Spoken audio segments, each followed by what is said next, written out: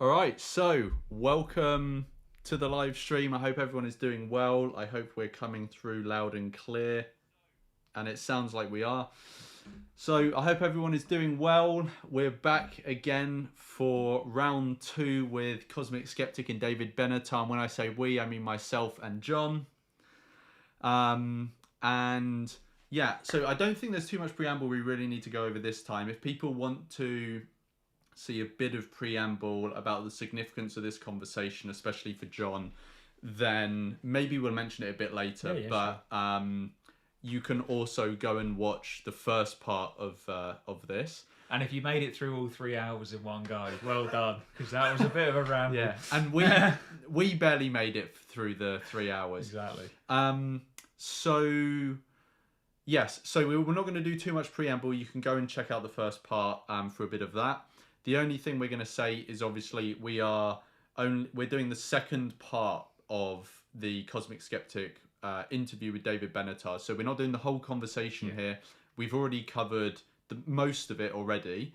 So if you haven't seen the first part, obviously watch this, but you can go back and catch the rest of it at a time of your convenience. Is there anything else before we dive in? I don't think so. I think maybe just as a bit of context, this was the first kind of like anti-natalist content I'd ever come across this conversation with David Benatar. We talk a bit more about that at the beginning of the first stream. So obviously I remember this well, and it's interesting to reflect on it 5.5 years later down the line. But yeah, I think we've got about half an hour left of the video to go. So let's dive in. Cool. Okay, nice one. All right, so hopefully the audio is fine. I haven't seen anyone in the chat say that they can't hear us at all just because the microphone is a bit away. So yeah, hopefully everyone can hear us. If you are watching already, please say hello in the chat if you haven't already. I can see Louise here, Shatom, Manira, and Anna as well. So hello to everyone who's said hello in the chat. And Louis says the audio's all good, so that's cool. Okay, nice. All right, so let's get going. Namely, that there's another question that I wanted to ask you, and I don't want to run over time here. So leaving these things open in the air, I hope people realize how many questions there are lying in the air. But I suppose one of my principal aims with this podcast episode is to bring considerations of anti-natalism to my audience rather than necessarily talk them into it or talk them out of it, if you see what I'm saying. The question that I want to ask...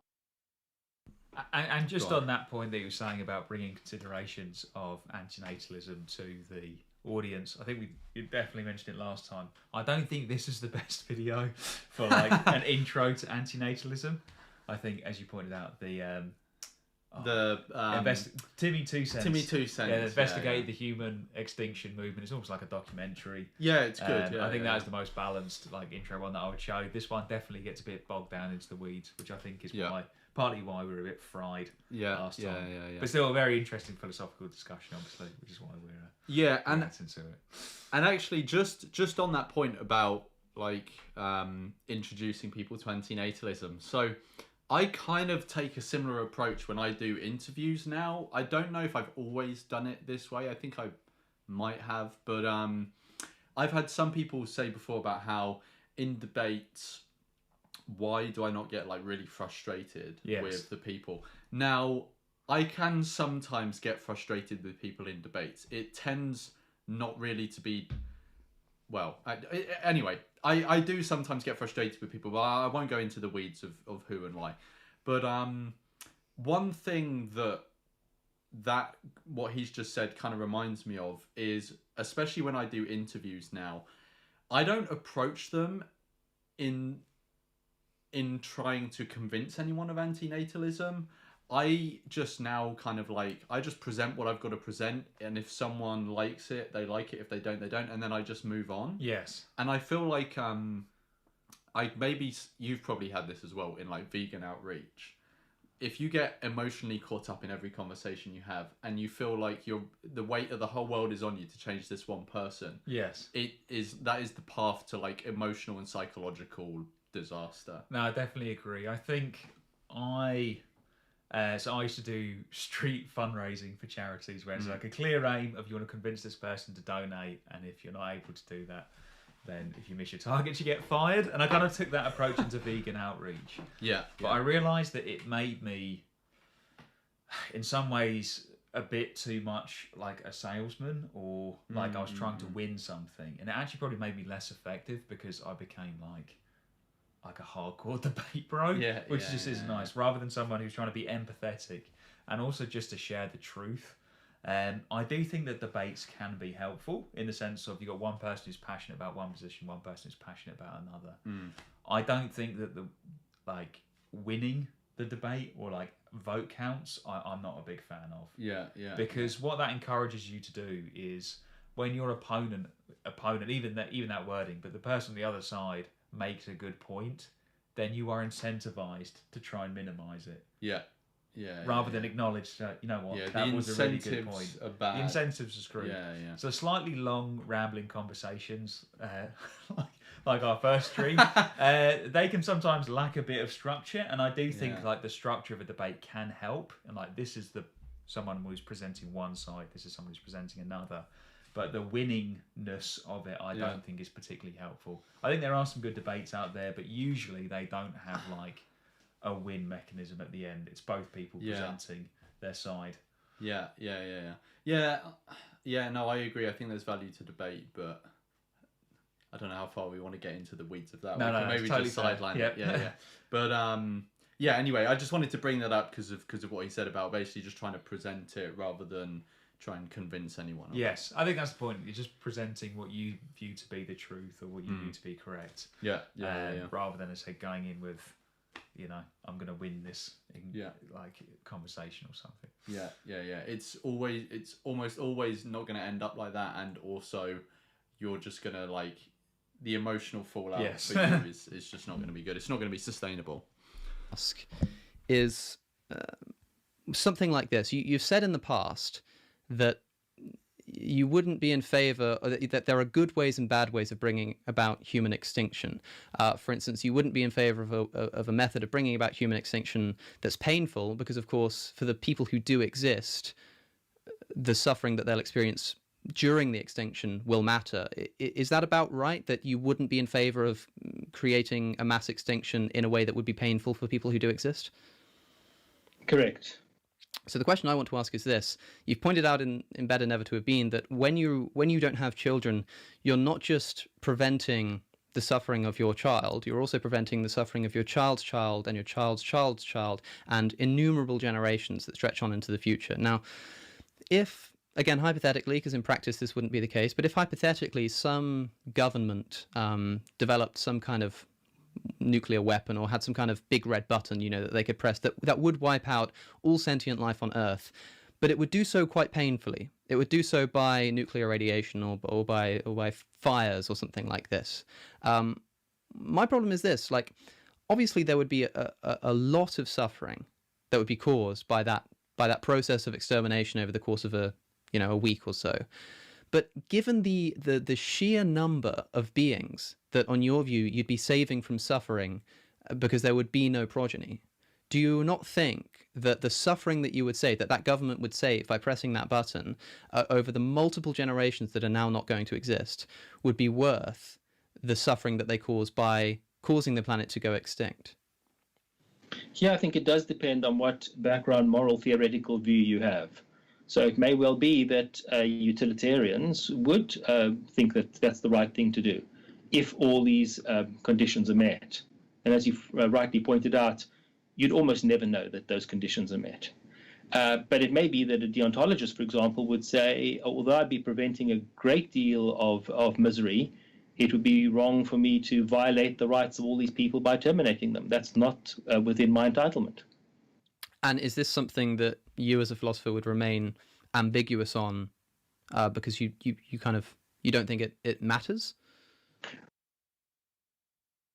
One thing I just wanted to quickly say here is so I just yesterday did an interview with this Ukrainian guy, and it came out today. It was on his channel.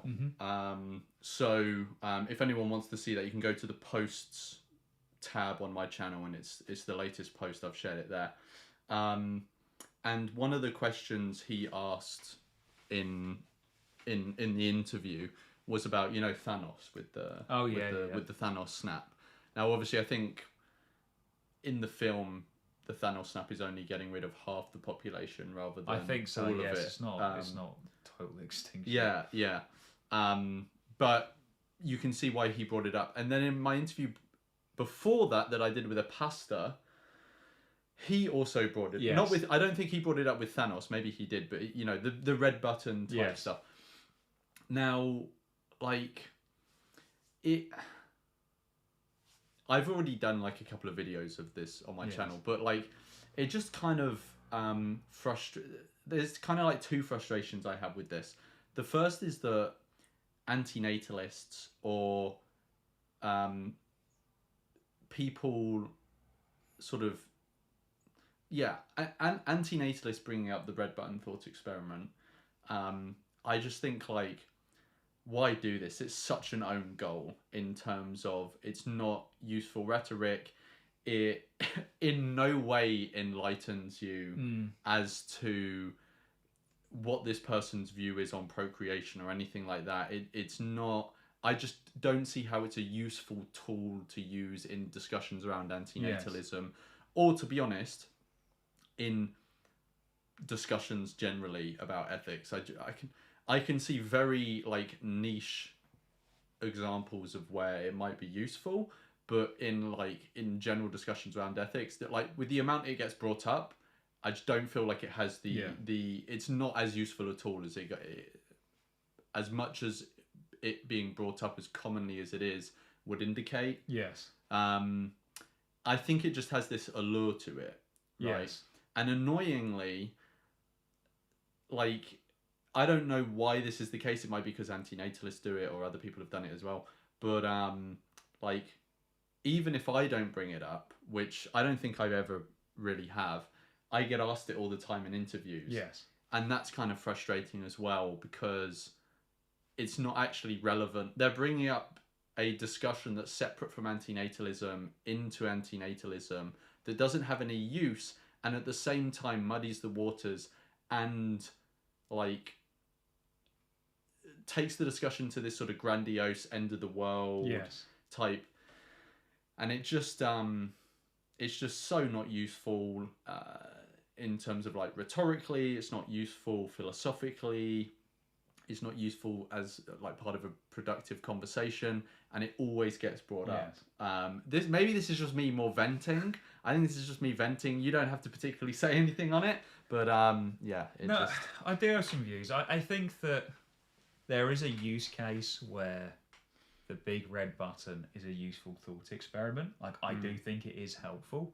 I think it's helpful for testing, like, looking to extreme cases, if your moral view, like what your moral view would allow if it was the truth or whatever it might be. So I do think it is helpful. I agree that how it is used is very unhelpful. And I don't think that's not on a non-antinatalist. Like the guys who interviewed you, who brought it up, that is absolutely fair game. Like, I think that is... You shouldn't begrudge people for bringing it up. Like Alex hasn't done anything wrong for bringing it up here. Well, no, that's what I mean. That's part of the frustration, is that I can understand why they're bringing it up, because they're not particularly knowledgeable about this topic, so it's easy for people to confuse things. Well, it's an attractive thought. I mean, it captures the imagination. Thanos captures the imagination. I've never even seen Marvel, but Thanos has been brought up so many times when talking with non-antinatalists. For Speaker's Corner, got brought up by... the Collins is the pro-natalist. It is brought up a lot, and I think that's totally fine. But what annoys me more is how anti-natalists use it. I think that there is something. The own goal comes, like the other team, if you like, to use the own goal analogy, they can't score an own goal. Whereas if you're team anti-natalist, which is something that we talked about last time, like the use of the antinatal, like the red button thought experiment within the antinatalist community is what bothers me. Like it's gone from thought experiment to test the edge cases of your philosophy, like what would actually be ethical, to I know what we need to do, guys. Yeah. None of this donating to charity, vegan, like small scale stuff. We need to blow the world up, and you're never. One, again, we could probably talk. I've said this before. I think it would be extremely unethical, and I think we'll touch on it later with Benatar's response. But even if it was ethical, you're never going to do anything about it. It's a huge distraction from actual tangible good that you can do. I think it has negative consequences a lot of the time. I see on the people who use it, because not only are they ignoring the tangible good that they can do, but Malcolm Collins said this, that a lot of people in the these ethical spaces, wherever it might be, they take on like an archetype of a supervillain, and like it's kind of fun, and I think it has real consequences. Unfortunately, we saw that with the Palm Springs terrorist attack. Talking about violence, it does have consequences, and I think that even if I thought it would be a good thing to press the red button, which I really don't, it's just completely unhelpful the way that and I have a consequentialist worldview, and the consequences of anti-natalists talking about this, I think, are just extremely negative. Definitely feel your frustration again, and no frustration towards people who don't subscribe to the anti-natalist label. Of course they're going to bring it up. Of course they will. The fact that it comes up all the time with people, they're not trying to get one over on us or anything like. It's not even a gotcha. It's like, okay, well, what's your worldview like? But the toxicity around this, I think, comes from inside the anti-natalist community, and I think that's a shame, to put it mildly. It's frustrating because anti-natalists should know better, but one thing I thought to do was to capture people's views on this. So I'm going to put a poll in the chat, or I am putting it in now, and it is the red button useful? So this is not a poll about whether you would press it or anything like this, because I don't think it is useful, so I would vote no, so I'm not actually asking the question. But I want to get people's views on, do you think the thought experiment is useful in discussions around antinatalism? So we'll leave that running for a bit. There's 24 people watching now, so we want to have 24 votes. Put your votes in the chat, and we'll see where it lands, and we'll maybe come back to it in a few minutes. Cool. Have you got anything else? No, that's correct. Cool. Okay, nice one.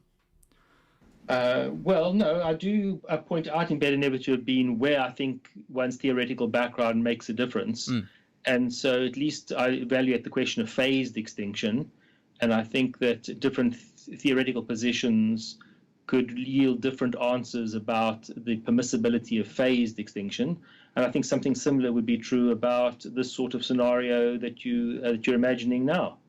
Right. So I can certainly grant that phased extinction would be better than painful extermination, but would you be willing to grant that painful extermination, if it was 100%, if it caused 100% finality, would be better than allowing people to continue existing and producing?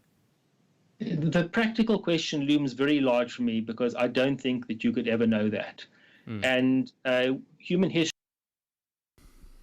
What Benatar just said, and I think he actually goes on to talk about different worldviews in history, this kind of finality of people, ends justify the means type thinking. Like, the practical point is really, really important. So I have a consequentialist worldview. I think that actions are determined as right or wrong based upon their consequences. I think that we should value suffering more than pleasure. And therefore, in theory, yes, red button, if my worldview is correct, then pressing the red button, especially painlessly, if you just painlessly deleted the world, if my worldview is correct, that could be the right thing to do. But how would I know that my worldview is correct? I'm not an omnipotent being. I'm a random idiot who's just trying to figure out what's right or wrong.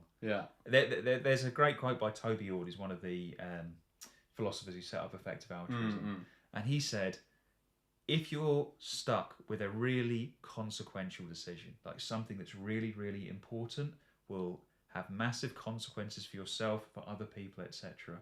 Before you plough ahead, look at what the other worldviews say. Because you might be wrong. You are not omnipotent. You are just trying to figure it out. And as Benatar will go on to say, there are plenty of people who've acted with certainty in the world who have done truly awful things. Truly awful things, have gone forward with the certainty of their convictions and undue certainty of their convictions. And that's me. You know, sure, if I was an omnipresent being, omnipotent being, sorry, I knew everything, I had all wise, and the red button was ethical by my worldview, maybe then I'd be justified in pressing it. But I'm not justified to press it, because I'm, again, just some random moron who's trying to figure it out as I go. And if I look to the other worldviews, as Benatar said, if you look to more deontological worldview, this wouldn't just be bad. This would be the worst thing that has ever happened, to violate the rights of all sentient beings in one go. So in that case, if someone did put the red button in front of me, which they never will, because it would never be fair, if they did, I wouldn't press it. I just wouldn't press it. I think it's helpful to bring up. And I think you'll be more knowledgeable on this than me, so correct me if I'm wrong, but the sort of mature or good faith take on consequentialism isn't that we can sort of look back and think about, I don't know how to say what I'm trying to say, is that essentially the action that one should take should be based on expected consequences and a real appreciation for epistemological uncertainty. Yes, absolutely. Because if it's extreme, and I'm sure you have come across this, I've come across this, I'm sure everyone in the chat hopefully has come across this, is that it's extremely easy to simplify the world in your head. Yes. It's extremely easy to do that. Especially with an all explaining worldview. And again, you see this with religious fanatics, you see this with communists, and you see this with certain individuals within the anti-natalist community. They have this all-encompassing worldview that makes the complexity of the world disappear. It explains everything. I've got members of my family who are like hardcore Marxists, and they see the whole world, everything is through Karl Marx classes. And don't get me wrong, I get that. I've got very religious people in my family. We've interviewed at Speaker's Corner some very religious people, some religious fundamentalists, and they have a much more straightforward and simple worldview than me. But that gives them a level of certainty, which again we see with people who are convinced that it just leads to horrible consequences. And I just think that some people might get frustrated with like Benatar said then. He goes on to talk about this a lot more in his interview with George Martin, Carnism Debunked, about how, people ask this red button thought experiment question in the abstract, but even though it's in the abstract, because you know that people ask questions in the abstract, but when they take your answer, they don't always just keep your answer in the abstract. You've got to introduce the fact that there's complete uncertainty around whether this button is actually going to produce the thing that you're being told it does, or uncertainty around, even if it does do that thing, is that thing actually ethical? Even if you think it is when you're standing there. I just feel like when people engage in this sort of highfalutin thought experiments, they're not necessarily appreciating the level of the sort of humility we need when presented with such a massive decision. When you're going to always have limited information. Exactly, and Benatar knows how this answer would be taken. So David Benatar could say, well, if negative utilitarianism or if consequentialism in general, does make it a bit more generic. If consequentialism is true, and I'm an omnipotent being, and I know, all knowledgeable. I keep saying omnipotent. I don't know if that's the right. It is. But I'm all wise, and I know that consequentialism is true. Then yes, and I know that pressing the red button will have the consequences that I think it will. Then yes, in that world, I will press the red button. You could give all those caveats, and then 5 seconds later someone goes, David Benatar wants to blow the world up. Exactly. Yeah. Like, he knows how that answer will be taken. Yeah. And I don't think he's being dishonest as well by always keeping it in the practical, because he's saying, like, it's hard to separate because of the danger of people having these, like, extremely confident worldviews. And some people actually use this as an argument against consequentialism, which I think is sometimes justified. Like, I used to have, like, a very rules-based deontological worldview, and I don't know if it's because I was brought up in Christianity. Thou shalt not steal.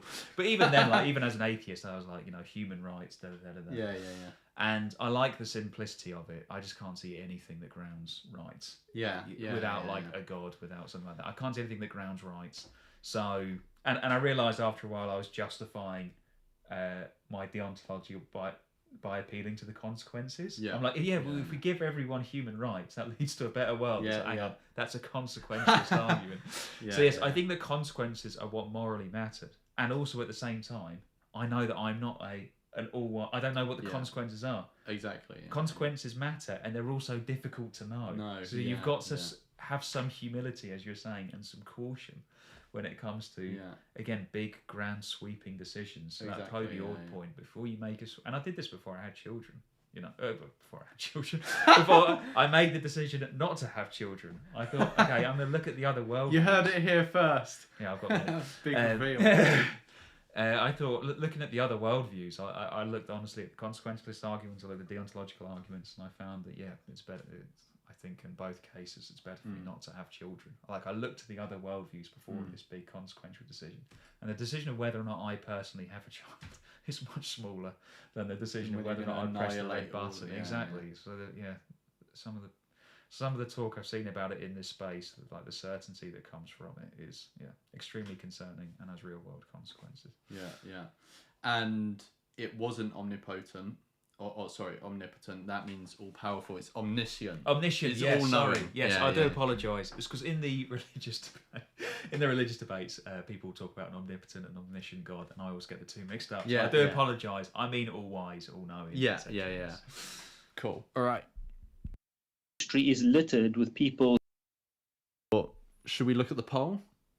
Give it another 5 minutes. All right. Listen to what Benatar is about to say next. Thanks for your answer. Who think they know when they don't know, who have utopian visions that cause immense amounts of misery, and so I think there's very good reason not to be that confident in yourself always, especially when you're talking about the level of suffering that you'd be inflicting in a case like this. Yes. So it might be that practically even the consequentialists, even the utilitarians would be opposed to this. Sure. But the more foundational problem that I have is really this idea of playing God, and I think there are just too many people who have arrogated to themselves this right to play God, to decide for all humanity, for other competent beings, what ought to be done. It's a very, very dangerous view to hold. That's another important thing that he said about deciding for all competent beings. I think, for example, the reason that I'm in favour of people sterilising their pets, for example, and not going out and sterilising people, is because people have moral agency. And, they have the ability to make moral decisions in a way that obviously non-human animals don't.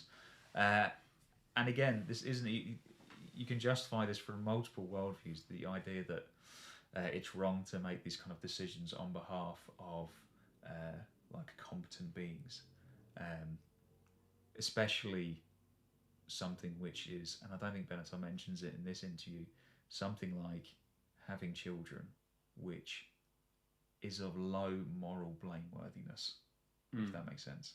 And what I mean by low blameworthiness is there is a difference between the rightness or wrongness of an action and how morally blameworthy someone is. Yeah. So for committing that action. Exactly. Yeah. So an action can be both extremely harmful and extremely morally blameworthy. Yeah. So you just don't do it. But there are often actions. Again, so that would be like being a serial killer. Yeah, exactly. Torturing hundreds of people in your basement or something like that. You should have known better. You can have actions which don't actually cause that much harm. but are quite morally blameworthy. So I might say that, you know, just cheating on a partner that you've not been in a long-term relationship with, you haven't known each other, you haven't intertwined. I think that'd be wrong, and people, you should know that it's wrong, especially you made this commitment. But in the long term, the consequences might not be that bad compared to, say, eating animals but having never heard an argument that animals are morally valuable. If you never considered that animals are morally valuable, you don't know where your food has come from, you might be causing a huge amount of suffering but not very morally blameworthy. And I think that having children, think of the context of people having children. A very good friend of mine, his wife is going in for a cesarean tomorrow, and he's very much looking forward to being a father. Think of all of the positivity around that in society, etc. And he's got one anti-natalist friend that's going against that. So like the more, that's, of course, having children causes a lot of harm. It's why Lawrence and I both came to the anti-natalist conclusion. But I think we can recognise that it's not something that has a high degree of moral blameworthiness.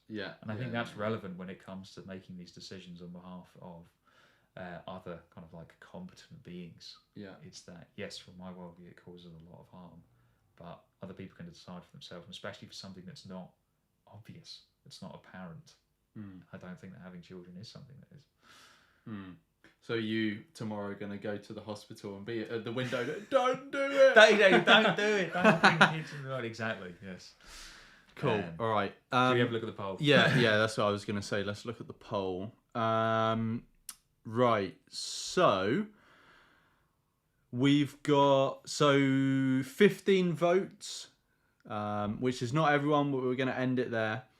And we have 73% of people who voted are saying the red button is useful, and 26 are saying no. So we're in a minority. So, we need to add our two votes. The way that you have framed it, I probably would. Yeah, maybe it's not the best question. I'd say, because I said that the red button thought experiment does have some utility. Okay. But something like, I should have said in conversations around anti-natalism. Oh yeah, or even then I might probably say yes, because I think it's useful if the other side brings out maybe something like, is the way that it's discussed in the anti-natalist community helpful?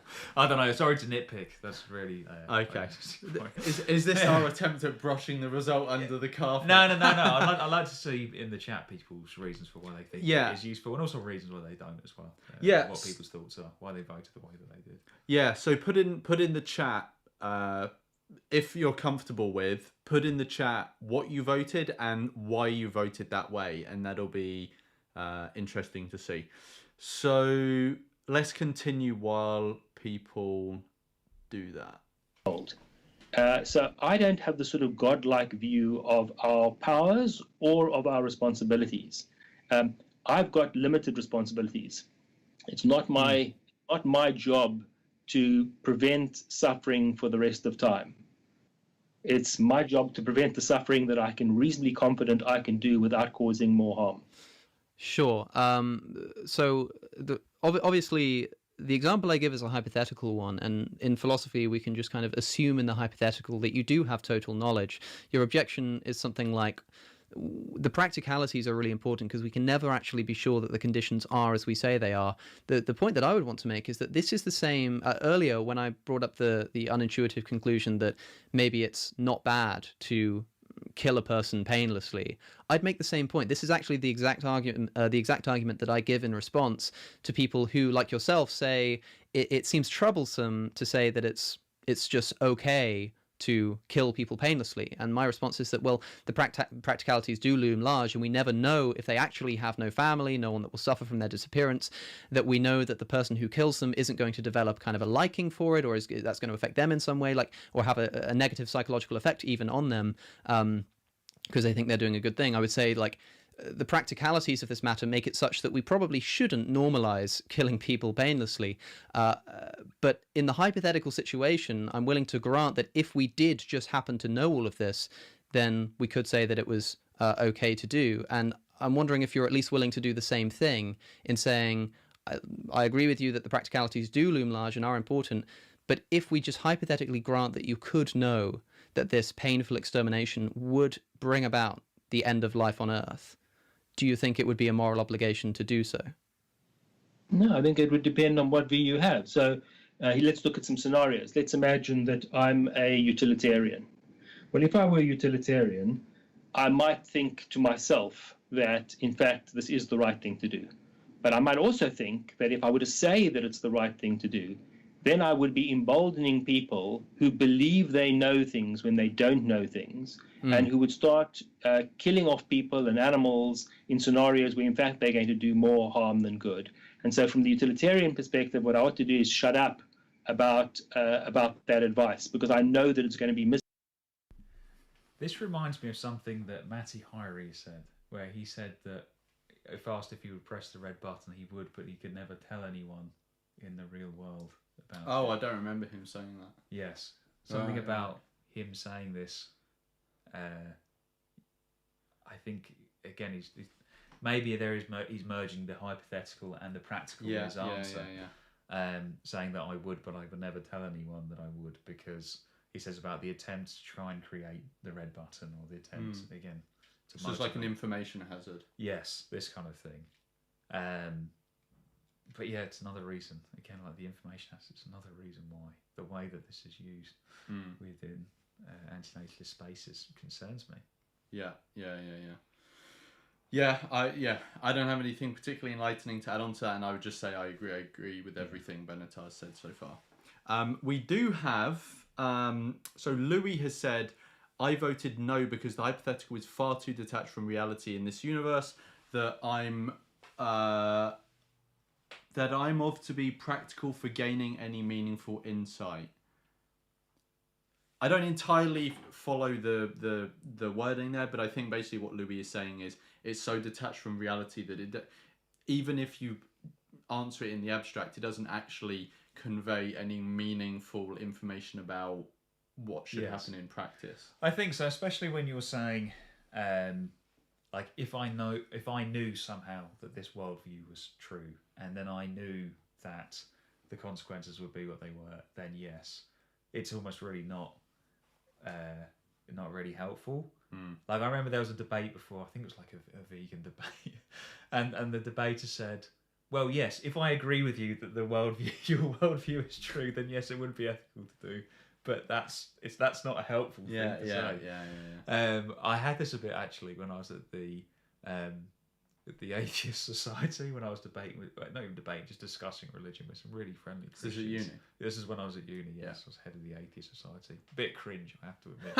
But I was debating. You were the head of the Atheist Head of the Atheist Society. Because I wasn't technically head of it, but I was basically de facto head of the Vegan Society. Oh, nice. I mean, that is less cringe, I think, than being a keyboard atheist. But I was chatting with some really friendly Christians, and they were like, so let's just say that Christianity's true. And I was like, well, we could do, but what's the use? If it is true, don't you think? I was like, yes, but please, that's a huge if.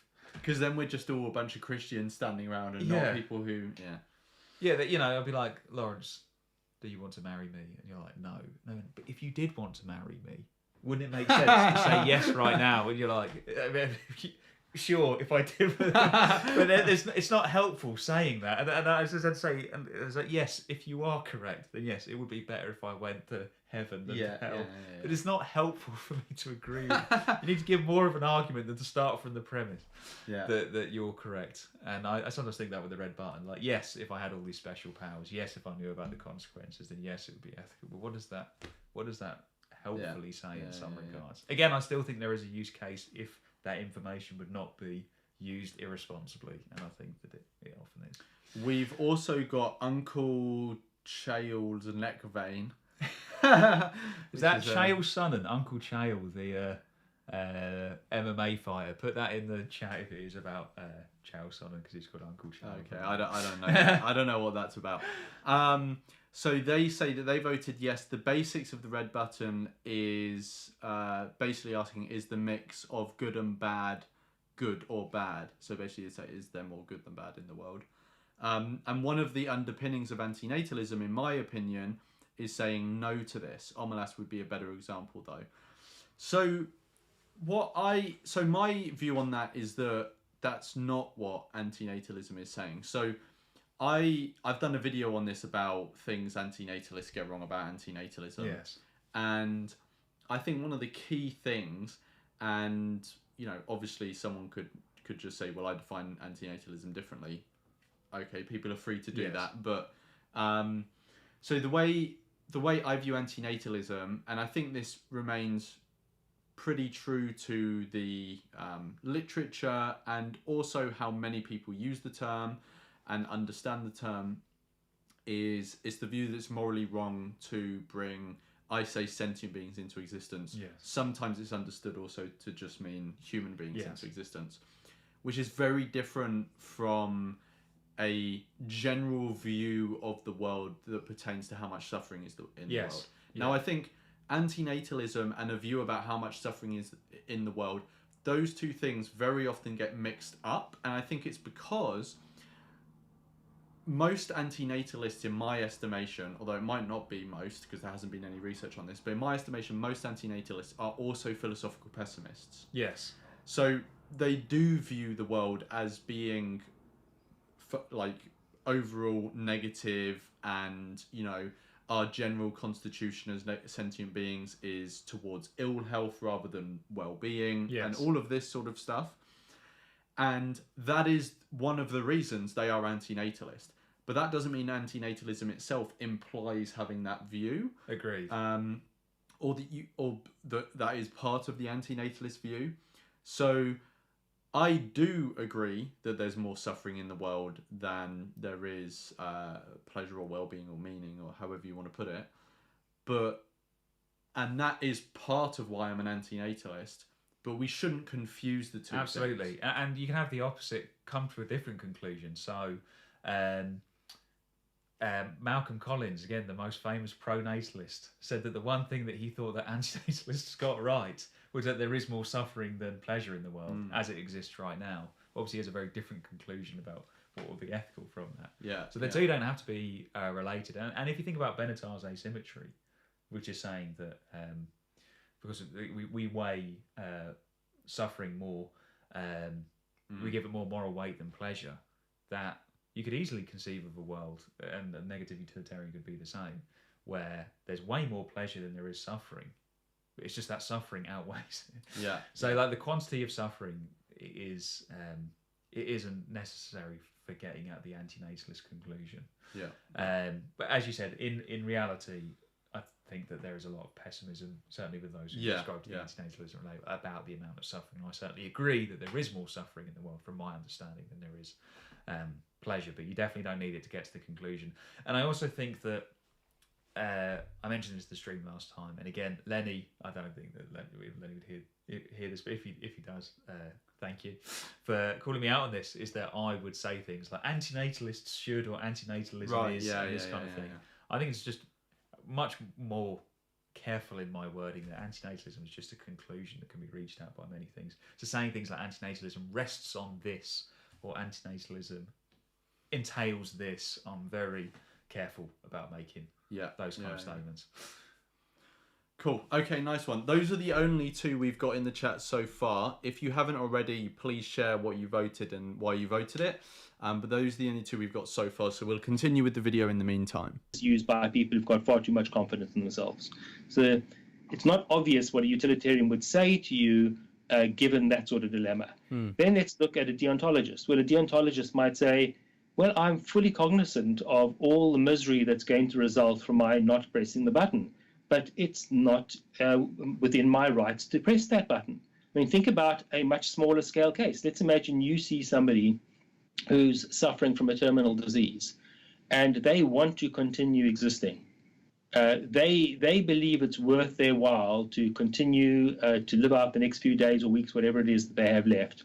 Whereas it is your very firm belief that all they're going to have is suffering, that by killing them now, you will be relieving them of a net harm. Well, may you go and kill them if this is a competent person? I don't believe so. I don't think that would be appropriate for you to do. Now, the scenario you've presented me is a scenario writ large, where I'm not speaking about one person in this scenario. I'm speaking about 7 or 8 billion people. A deontologist may, and quite plausibly, say, this is not within my rights to do that. So isn't this somewhat similar? I'm thinking specifically of the case of somebody thinking that their life is worth continuing, you having this firm conviction that it's not.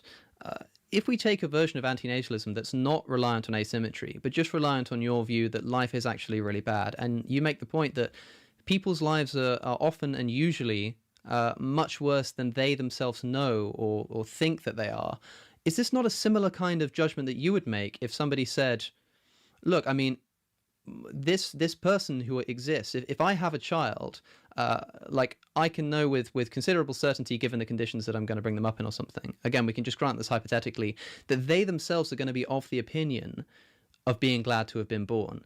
Now, like an antinatalist could say, I know that they would be glad to, if you ask someone, they'd say that they'd rather been born, but they're actually just wrong in their own analysis of their own situation. I could just as well say to you, like, who are you to make that judgment for them, in the same way that you could say, who am I to make that judgment for the person dying on the street? Well, there's a crucial difference. The one is you're dealing with a competent being, and the other is you're dealing with a non-existent being. So it may well be that I believe the competent being is wrong. I often believe competent beings are wrong. There are many competent beings I believe are wrong, but I don't believe I'm entitled to interfere with them, because that's the whole point, is we're parceling out decision-making authority precisely because we are fallible, and they get to decide for themselves. If they're making a mistake, that's their business. Now, when you're thinking about bringing somebody into existence, this is an entirely different scenario. Not only is there no competent being there, there's no being at all. And you can prevent everything that would happen to that person by not bringing them into existence without any cost to them whatsoever. That seems to be a no-brainer case about what you should do. Yeah. And also, there's two things to say here. The first one was this is kind of funny because he was doing what you were saying. He was like, well, if you accept this worldview, then blah, blah, blah. And it's like, well, the whole point is I don't have that worldview. But the other thing I was going to say was, even if, like Alex said, you remove the axiological asymmetry that Benatar often talks about and presented in his book, one difference between the case where someone is, terminally ill, like he was saying, but wants to continue his life, and deciding whether to create a being that you're very sure will make their own assessment that they're glad to be born. Even in that case, there's still a difference between the person who's terminally ill deciding for themselves to accept that balance of suffering and pleasure, and you accepting it on behalf of someone else. Exactly. Even if you're very sure that they are going to be glad to be born, you're still imposing suffering on someone else for a benefit, right, that they don't actually exist to need in the first place. Yeah. And the final thing is something I have just forgotten. So if you have anything to say, you can, or we can go back to it. No, I think that, Benatar drew a clear distinction. Some people think that it's paternalistic to make the assertion that people overestimate the quality of their lives, and I don't think that's necessarily true. I mean, it'd be paternalistic if you made a decision on behalf of a mentally competent person. Yeah. If like you said, you you're made like a decision, but to say I think that you're wrong about something, I mean that's fine. I think that most people are wrong about their religion being true, and most people think that. By the way, there's no one religious view that's shared by everyone. Everyone thinks. Yeah, pretty much everyone thinks that most people are wrong about something. So that's fine, and people could be wrong about the quality of their own lives or not being harmed by being brought into existence. That's fine. Yeah. The problem is when you start imposing it on people, on moral agents. That's where the problem comes. The other thing that I was going to say is that even if we reject the axiological asymmetry, I still think there's an asymmetry between our duties to not harm others and if we have any duties to benefit others, right? Like, it's extremely widely accepted and pretty uncontroversial that we have a duty not to impose harm on someone, especially when it's completely not necessary to do so, right? And yet it's much more controversial to say that we have a duty to benefit others. And even more controversial to say that we should benefit others when it's going to also harm them at the same time. Yes. Right? So even if we think it's good to benefit others, or if we think that there are certain circumstances where we may have a duty to benefit others, in the case of procreation, we definitely know we have a duty not to impose that harm on them. And so what we've got to think is, does the countervailing duty of whether we have a duty to benefit them, does that outweigh it? Yes. And in the case of procreation, it just doesn't seem like it does, because one, in reality, you have no idea what the actual benefit is going to be, and they just don't exist to want that benefit, and it just doesn't seem clear why you would have a duty to a non-existent person who literally doesn't need to exist, why you would have a duty to benefit them in some way. Even if you could be, you had a good idea that people would be, even if you think, oh, I have good reason to believe that they would be glad to have been born. Like, I don't know, just to pick a stupid example, you look at the data and you realise that most people are happy after getting a hair transplant. So without asking me, you kidnap me, give me a hair transplant. Yeah. Like, Lawrence, this is painful. They're ripping hair out my head and plug it in the front. No, you're going to love it. And then 6 months down the line, when I've got lovely flowing locks, you're like, aren't you glad you got that hair transplant? Yeah. Most people would still think that was wrong. That Yeah, you shouldn't yeah, have done that, even though you had good reason to think that in the long run, I'd be happy. And obviously that's a stupid example, but to some extent there are some similarities to having children, in the sense of like, you're imposing this benefit, but we know that you're imposing harm as well. And most people would be against that. Yeah, I mean, something even as trivial as, you know, I've given the example before of like, if you're standing in line to buy a coffee and the person in front of you is buying theirs, and then you quickly whip round and say, no, cancel that order, give them this, that's what they're going to drink. Even if you know that they're going to enjoy that drink and you're willing to pay for it, people still recognize that it's like they were making their own I know this isn't completely analogous to procreation, because they don't make a decision at all to come into existence, but it's just to show you making a decision on behalf of someone else. Even something as trivial as that, we recognize that this is not something we should generally be doing. And the harm there would be they didn't get the drink that they ordered, and they maybe felt a bit offended that you pushed in front. It's like, it's a very pretty minor harm there. Most it's very minor, but still say that was wrong. Exactly, that's what I'm trying to say. Is like, it's a very like trivial example, but even if we can have this understanding in this trivial example, surely we should be able to appreciate it in a case where it's much more significant. And for a much more serious case, that actually comes up in, and I think Benatar mentions it, I can't remember if it's in Better Than Ever to Have Been, I think it's actually in The Human Predicament, Dax Calvert. This is the guy who got horribly burned as a young man and then went through 2 to 3 years of medical treatment against his will, not fully recovered, or went on to have a good quality of life, but maintained for the rest of his life that he should have. He didn't want to be killed. It's life-saving treatment. The pain that he went through just wasn't worth it, and he should have been killed when he was asked at the beginning, like put out with misery, essentially, rather than getting this life-saving treatment. It is mentioned in Suffering-Focused Ethics. Right. Dax Calvert. I remember his first name is Dax. I think it is Calvert as his second name. You'll definitely find it. A real interesting question of medical ethics. The doctor saved his life, and he admits that he went on to have a good quality of life afterwards. But he said he should, even afterwards, he hadn't got married, and he has a successful career and all this stuff. He says he should have been respected at the time when he'd gone through the horrible burning and the honestly the treatments that he went through afterwards. Again, obviously they were life saving, but essentially having his skin stripped off and then letting it grow back. It's just so bad. He says that his wishes should have been respected at the time, that he didn't want to go through that, and he should have been put out of his misery. So there's a serious case there. Someone who had, again, a lot of benefit, many years of benefit after good quality of life by his own estimation, still says it wasn't worth it, and his competency to make that decision for himself should have been respected. Yeah, that's brutal. Cool. Okay, I don't think there's anything else I had on that. Yeah. Okay, so let's try and just reformulate this briefly in the last few minutes here. Let's get a bit more contrived to try and solve the kind of particulars of this situation. Let's say that a person is offered the chance by a time traveler to make it such that they themselves never existed. Do you think they'd have an obligation to do so? To what? To make sure they never existed? To make it such...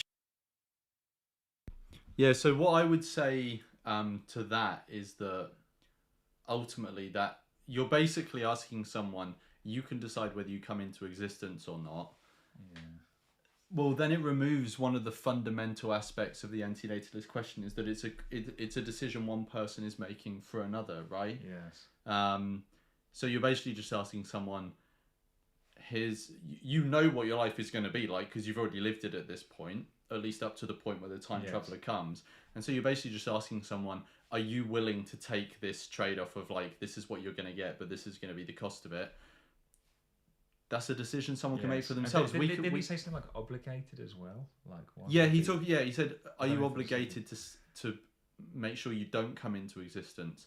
But I just see that as kind of the same as like, you're just making a decision about yourself. So yes, my take on this would be that the antinatalist position would just remain neutral on this. Yes, they can decide whatever they want. This is essentially a question of continuing to exist. yes. You would be going back to the start. Practically, wouldn't you just your life just end at that point because you'd already lived it to some extent? Yeah, I mean, I'm sure there's a paradox thrown in there somewhere. But anyway, let's see. Do you have anything to say, or should we see what? That they never existed. I want to resist the scenario because I think there are lots of confounding factors in the scenario. Once you engage in this time travel idea, you're asking people to imagine not that they didn't come into existence. At least this is the net effect, but rather that they go out of existence. So you think it would kind of be the same thing? Technically, that's not what you're asking them, but already we know people have problems considering the counterfactual case, the counterfactual scenario when they didn't exist. Because what they keep thinking is, well, I wouldn't have been here, and I wouldn't have been able to do this, and I wouldn't be able to do this. And they sort of think about all the things that they would have missed out on, and that's exactly the wrong way to think about it. So given what we know about the unreliability of people's counterfactual judgments about the conditions of their own existence. I just wanted to pause here for a shameless self-plug. So, partly a self-plug. So Benatar's actually written a whole paper on this about people's faulty counterfactual reasoning about never coming into existence, which I then based a video off. So I will quickly get up because it was one of my more recent videos. So it's called I'm Glad to Be Born Debunked, and it's maybe like 10 videos back. So that I can put the link in the chat actually. So if you want to get a bit more of a deep dive into this, exploration of why people are not reliable, don't accurately consider the counterfactual of them never coming into existence, you can watch that video. That was just a shameless I think a plug on your own channel, I think that's pretty fine, don't you think? Do you have anything you wanted to say on it? I haven't got any shameless self plugs to do, so okay, cool. All right. When you present them with a scenario that involves time travel back from some point where they do exist to some point when they didn't, we can't expect to get a reliable judgment in a scenario like that. It's going to be an unreliable judgment. I suppose I just also think that you can't expect to get a reliable judgment from somebody who is going to die and knows they're going to die and thinks that it's going to be bad for them. I guess that's the kind of comparison that I'm trying to draw here, because I'd agree with you that if you presented someone with this time traveler, they would actually be thinking in their head about like stopping existing rather than having never existed, because in practice that's what it would mean to them. But we could come along and say, look, you don't understand. I mean, I know the way that you're experiencing this is that if you say yes to the time traveler, that everything you want to carry on living as you are now, and that wouldn't happen. But you don't understand, like, philosophically, technically, you would never have existed, and the person you're making the decision for is your past self, who is an incompetent being, and you're making it on their behalf. It seems like you just wouldn't get a competent answer out of them. But I feel like the same would be true of the person who's dying on the street. But these are two scenarios we're thinking about. There's a real person there who's existing, and now we have to decide whether to terminate their life or not. And my view is you defer to them if they're competent. You're now contrasting that with some hypothetical scenario, not a real scenario, a hypothetical scenario where you're asking what an actual person to travel back in time after having decided whether or not they should start existing. This is not a real decision. No, I agree. It's not a real decision. It's a hypothetical question, and perhaps one that, again, we can leave to the audience to consider, because I realise we've just come up on time. I don't know. Something about Benatar's response there did bother me, about saying this isn't a real decision. Yes. So, like in the realm of philosophy, That's true. I understand that you're comparing two cases, like one that can happen and one that can't happen. And again, the way that someone might use you want to be careful talking about the version that can happen. Because again, people might take Benatar's word and do something irresponsible with it. But I don't know, something about the way that he responded there bothered me. Well, so I agree. A I don't little think unfair on Alex. Yeah. So I don't. Yeah, I agree that wasn't the best way to answer the question, and I wouldn't have not answered the question because of the hypothetical. What I would have done is pointed out that in the case of the ending of the life, that is a decision that Alex is presenting, whether you would make for someone else, right? The other time traveling one is a decision you're making for yourself. Yes. Right? That to me seems like the key difference. If he was asking a question of like, you have a terminal illness and blah blah blah, then I think maybe I'm not understanding what Alex was posing correctly, but if that was what he was posing, I would then just have the same answer for both. So if I had a terminal illness, but I thought maybe my life was potentially, worth continuing, and I also have this example where time travel, I would just say in both cases, I can make an assessment as to whether I think it's better to continue existing, because in the case of the time traveler, I'm de facto basically continuing to exist. Yes, I will be going back to the point where I start my life again, but presumably I will have a continuity of I will just go straight into that. So it's essentially I'm making a decision to put me in a very different way of experiencing things, which is the way of experiencing things as a baby. And this is something that Alex said, where it's not you, it's your past self. And we touched on this a little bit last time. I think that yes, in some ways you're not your past self, but in terms of like in a morally relevant way, you are similar enough to make, like you are yourself. We treat you as if you are the same person. And to give an example, do you think that mandatory vaccines are ethical? Like you just go up and vaccinate someone? Well, I don't think just go up and... But I mean, like you mean like in a regulated environment with doctors doing it. You don't mean just randomly going up in the street. Oh, maybe not randomly going up the street, but you don't want to get vaccinated for something that only affects you, for example. In this case, it only affects you. You don't want to get vaccinated. And I'm like, no, I'm going to forcibly vaccinate you. It only affects If it only affects me. Yeah, if it only affects the person, then I would say, leave it up to that person's judgment. I can think of very specific cases where you might not want to do that. Yes. So, for example, if someone... and even in these cases, we probably would just leave it up to the individual, and then they've sort of threaded the rope for their own noose or whatever it's called. But like if someone, and this is actually a problem in the health field, is if someone's operating under extreme misinformation, and they're convinced that this vaccination is they get really conspiratorial about it or something like this. So if you're in this circumstance where it's like the evidence is securely on the side of the vaccine, but but it will only and this person is refusing to take it, but it would massively benefit them, like very significantly. And the only reason they're choosing not to is because they've bought into this misinformation. I still think, just as a general principle, we shouldn't force them to get it. But I can see in those sorts of circumstances why people would get to the point of going, can't we just get, in that case, I still wouldn't do it. I I'd still be like, this person in is practice, a moral I wouldn't, agent, they're making a decision for themselves, I still wouldn't do it. Yeah. Now, I don't think that parents do anything wrong when they vaccinate their babies, because the baby can't consent, but the parents do it on their behalf because they're not moral agents. They're, they're not capable of making those decisions. A general rule, you shouldn't vaccinate adults. A decision like that, where it's their own decision, only affects them against their will.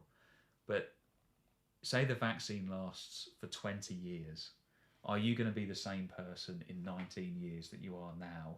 Right. You won't even have the same, if you've there won't be a cell in your body which won't have been replaced in 19 years. Yeah. So essentially, you getting vaccinated now will mean that you are vaccinated in 19 years, and that person hasn't consented and they're a different person. So you could say in some sense that you shouldn't get vaccinated if you take that literally. But what you will say is that, yes, you might not literally be the same person in 19 years, but in a morally relevant sense, you are. Yeah. Either you can reckon, or at least you're similar enough to make this decision. Yeah. If that makes sense. Yeah. And that's something that we're talking about here when Alex brought up you're making this decision on behalf of another person. Even if who's your past self, even in some ways you're not the same person. And again, over a period of time, if you, both of these guys are atheists, if your materialistic worldview, there isn't even a single cell of your body that is the same that you had, however long enough, go over a longer period of time, over several years. You are still morally, in a morally relevant sense, at least similar enough to make that decision, or if not, just the same person. Yeah. That makes sense. Yeah. Sorry, I didn't mean to go too far in the weeds with vaccines, but I was just giving that as an example that I'm against mandatorily vaccinating people for things that only benefit them if they're a morally competent person. But I think that you can make that decision for your future self, even if you are not the same person. Yeah. No, that's an interesting one. I think I think that's something that you sort of have sort of maybe tacitly acknowledged. Yes. When you generally think about the ethics of these things, but I've never had anyone specifically lay it out about the fact that, there might be questions around the nature of personal identity with a person 20 years apart. But when, and that can be an interesting conversation to have, but when it comes to morality, even though there may be some discontinuation in some other sense, in a moral sense, you can kind of consider the person the same. Yes. Yeah, no, that's interesting. Anything else? No, that's correct. So unless there's anything else pressing that you want to say or gaping holes that you'd like to clear up in a few brief moments, I suppose that's a good place to end the conversation. Well, thanks for the interesting debate and discussion. I do think that we've left lots of issues open.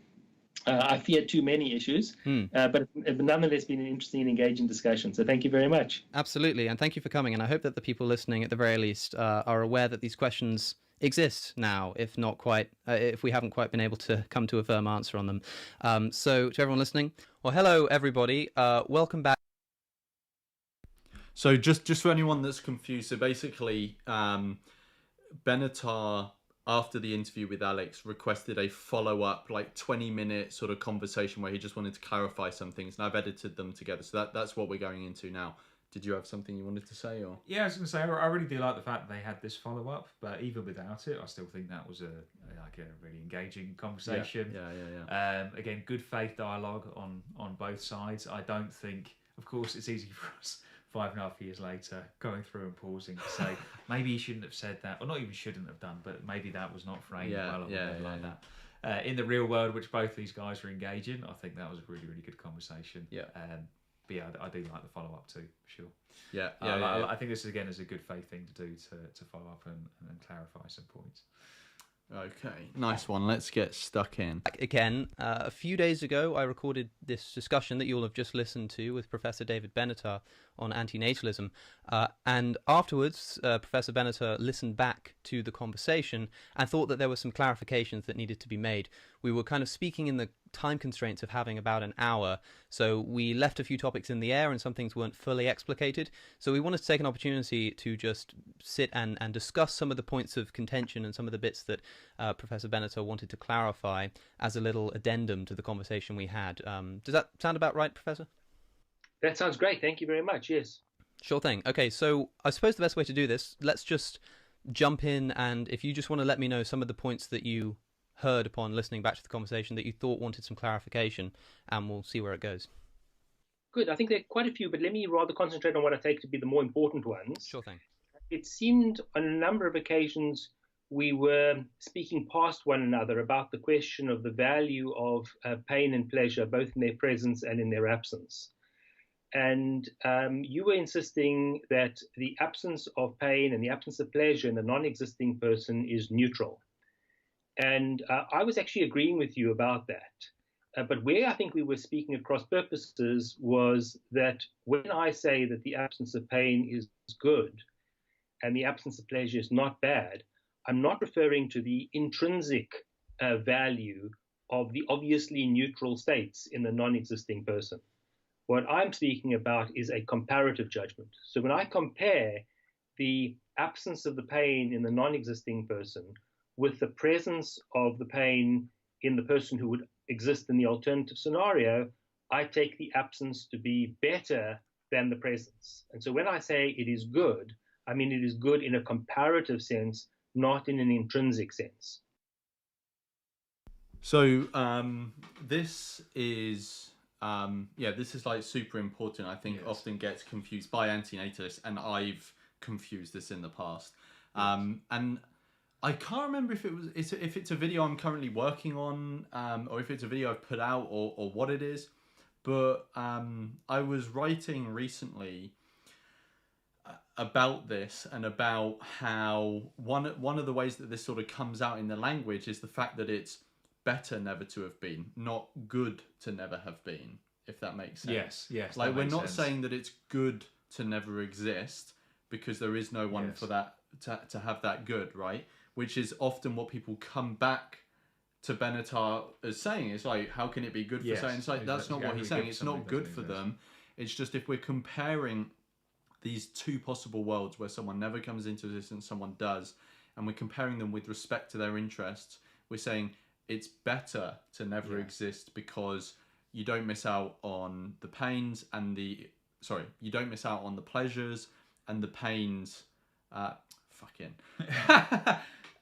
You don't miss out on the pleasures, and the pains are avoided. Yes, I think it took me a while to get it up. The first time that I heard it, I thought that Benatar may have been doing something that Sam Harris accused him of doing, which is smuggling the rabbit out the hat, which I thought was interesting. Like, again, the magician's analogy that the hat is empty when the person existed, and then he pulls like goodness out somewhere, or goodness or badness out in the non-existent case. Or he says smuggling the rabbit into the hat is the way that you go, which is quite funny. But that's because I'd made that mistake. I was thinking with respect to the person in each case. Whereas I think that I now understand what Benatar was saying is that it's a more preferable state of affairs.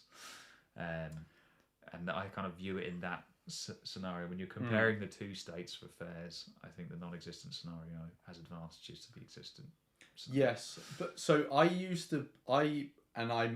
maybe I have recently, I don't know. But so I used to use the wording state of affairs. Yes. And that may still be appropriate, but I think that, because I think Benatar quite openly says that his axiology is person affecting. Yes. Rather than non-person affecting. Yes, that's true. And that's state true. of affairs, whilst it maybe doesn't have to, it kind of suggests a non-person affecting view. Yes, that's fair. But I think you still can use it, because you can say this is just a preferable state of affairs with respect to the person's interests. Yes. So... Which is actually something that our good friend Ornelius brought up about, which would be smuggling the rabbit into the hat, would be switching from a person to a non-person. Exactly, without acknowledging that switch, which we may have done. And again, I don't know if I think that I don't have a person affecting view in terms of my own morality, but I think that when I was thinking about it from Benatar's perspective and the argument he was making in the last video, I think at times that I did switch between the two. I noticed that I did this, and I actually got called out by Rivka Weinberg for doing this. She was making objections to, this is an anti-natalist advocacy interview that we did with Rivka Weinberg, and then she would make objections, and I would just keep bringing it back to consequentialism, because that's how I think about the world. And I was like, yeah, that would have bad consequences. She's like, yeah, stop thinking in terms of consequences. That's not my argument, all right? She wasn't making the consequentialist argument. So I think that, I definitely do that sometimes, of like switching my own view, which is a non-person affecting view, smuggling that into this discussion. Yes, which maybe we won't get into the weeds here, but can we remember to talk about this post stream? Yep, sure. Because cool. And just very quickly, talking of, because John mentioned anti-natalist advocacy, so I maybe should have done this at the start, but just as a reminder, in case, or not as a reminder, as an announcement in case there's people watching that haven't seen, you can go onto the Anti-Natalist Advocacy YouTube channel or onto the post tab on my channel that you're currently on. And there's a post there that is one announcing the next conference, which is going to be later this year, and it says the dates. So the dates are the 29th and 30th of November. It might be 28th, 29th. I think it's the 29th, 30th off the top of my head. So definitely put that in your diary. Yeah. Cool. Okay. Let's continue. And so I can fully accept your point about the intrinsic neutrality of the state. I agree about that. I'm simply making a comparative claim. When I make that comparative claim, I don't know whether you agree or disagree, but I just need to clarify that that's what I meant. So that's what you meant. I suppose the confusion for me there would have been that when you use terminology like good, for instance, if I were comparing two negative states, if there were two instances of horrific suffering or something, but one was slightly less worse, I would hesitate to call it good, even comparatively speaking, to make an argument that kind of said that if forced to choose between two really bad options, that one is good. If there are two candidates in an election, both of whom you think are terrible, it would seem like a strange thing for me to say that it would be good to vote for one of them or something like that, rather than kind of framing it as being less bad or something like that, if that makes sense. Well, I don't want to get bogged down in the particulars of the example, because it may in fact be good to vote for the less bad of the candidates. Sure, actually, that makes sense, yes. But that's not an analogous case to the one I'm referring to. So I certainly can grant your point that there are bads of varying degrees and goods of varying degrees. But the point I'm making is that the absence of all the pain that there would be in the life of the existing person, that is good in the sense that it is better than that alternative. Sure. Now, this may be due to a lack of full understanding still of exactly what you're saying, but what's the problem with saying, for purposes of clarification, what's the problem of saying that if a life, when it did come into existence, had a majority of pleasure, that compared to the state of neutrality, because that would be better, there would be, let's say, more of a good thing, something like this. Why can we not say that existing in that instance is good compared to the neutrality of existence if there is a majority of pleasure? Well, this is where I think you're getting ahead of yourself, because you're reaching an overall judgment about the net value of existence before you've compared the components, namely the presence or absence of the pains and the pleasures.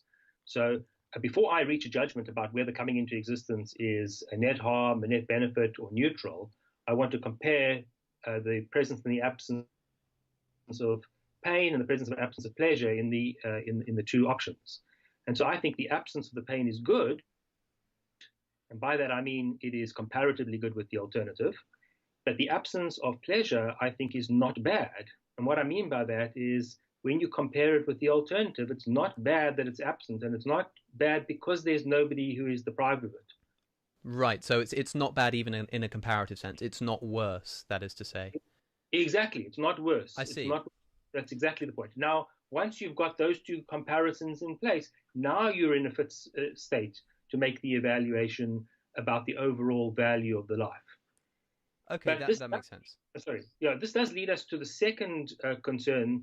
So you argued that one doesn't need the axiological asymmetry in order to generate the antinatalist conclusion, because if you think, and you didn't actually commit to this yourself, that you believe this, but you said if one thought that the bad in the life outweighs the good, or let's say the bad in all lives outweighs the good in all lives, then you could reach the antinatalist conclusion even without the axiological asymmetry. And I agree that you can reach the antinatalist conclusion without the axiological asymmetry.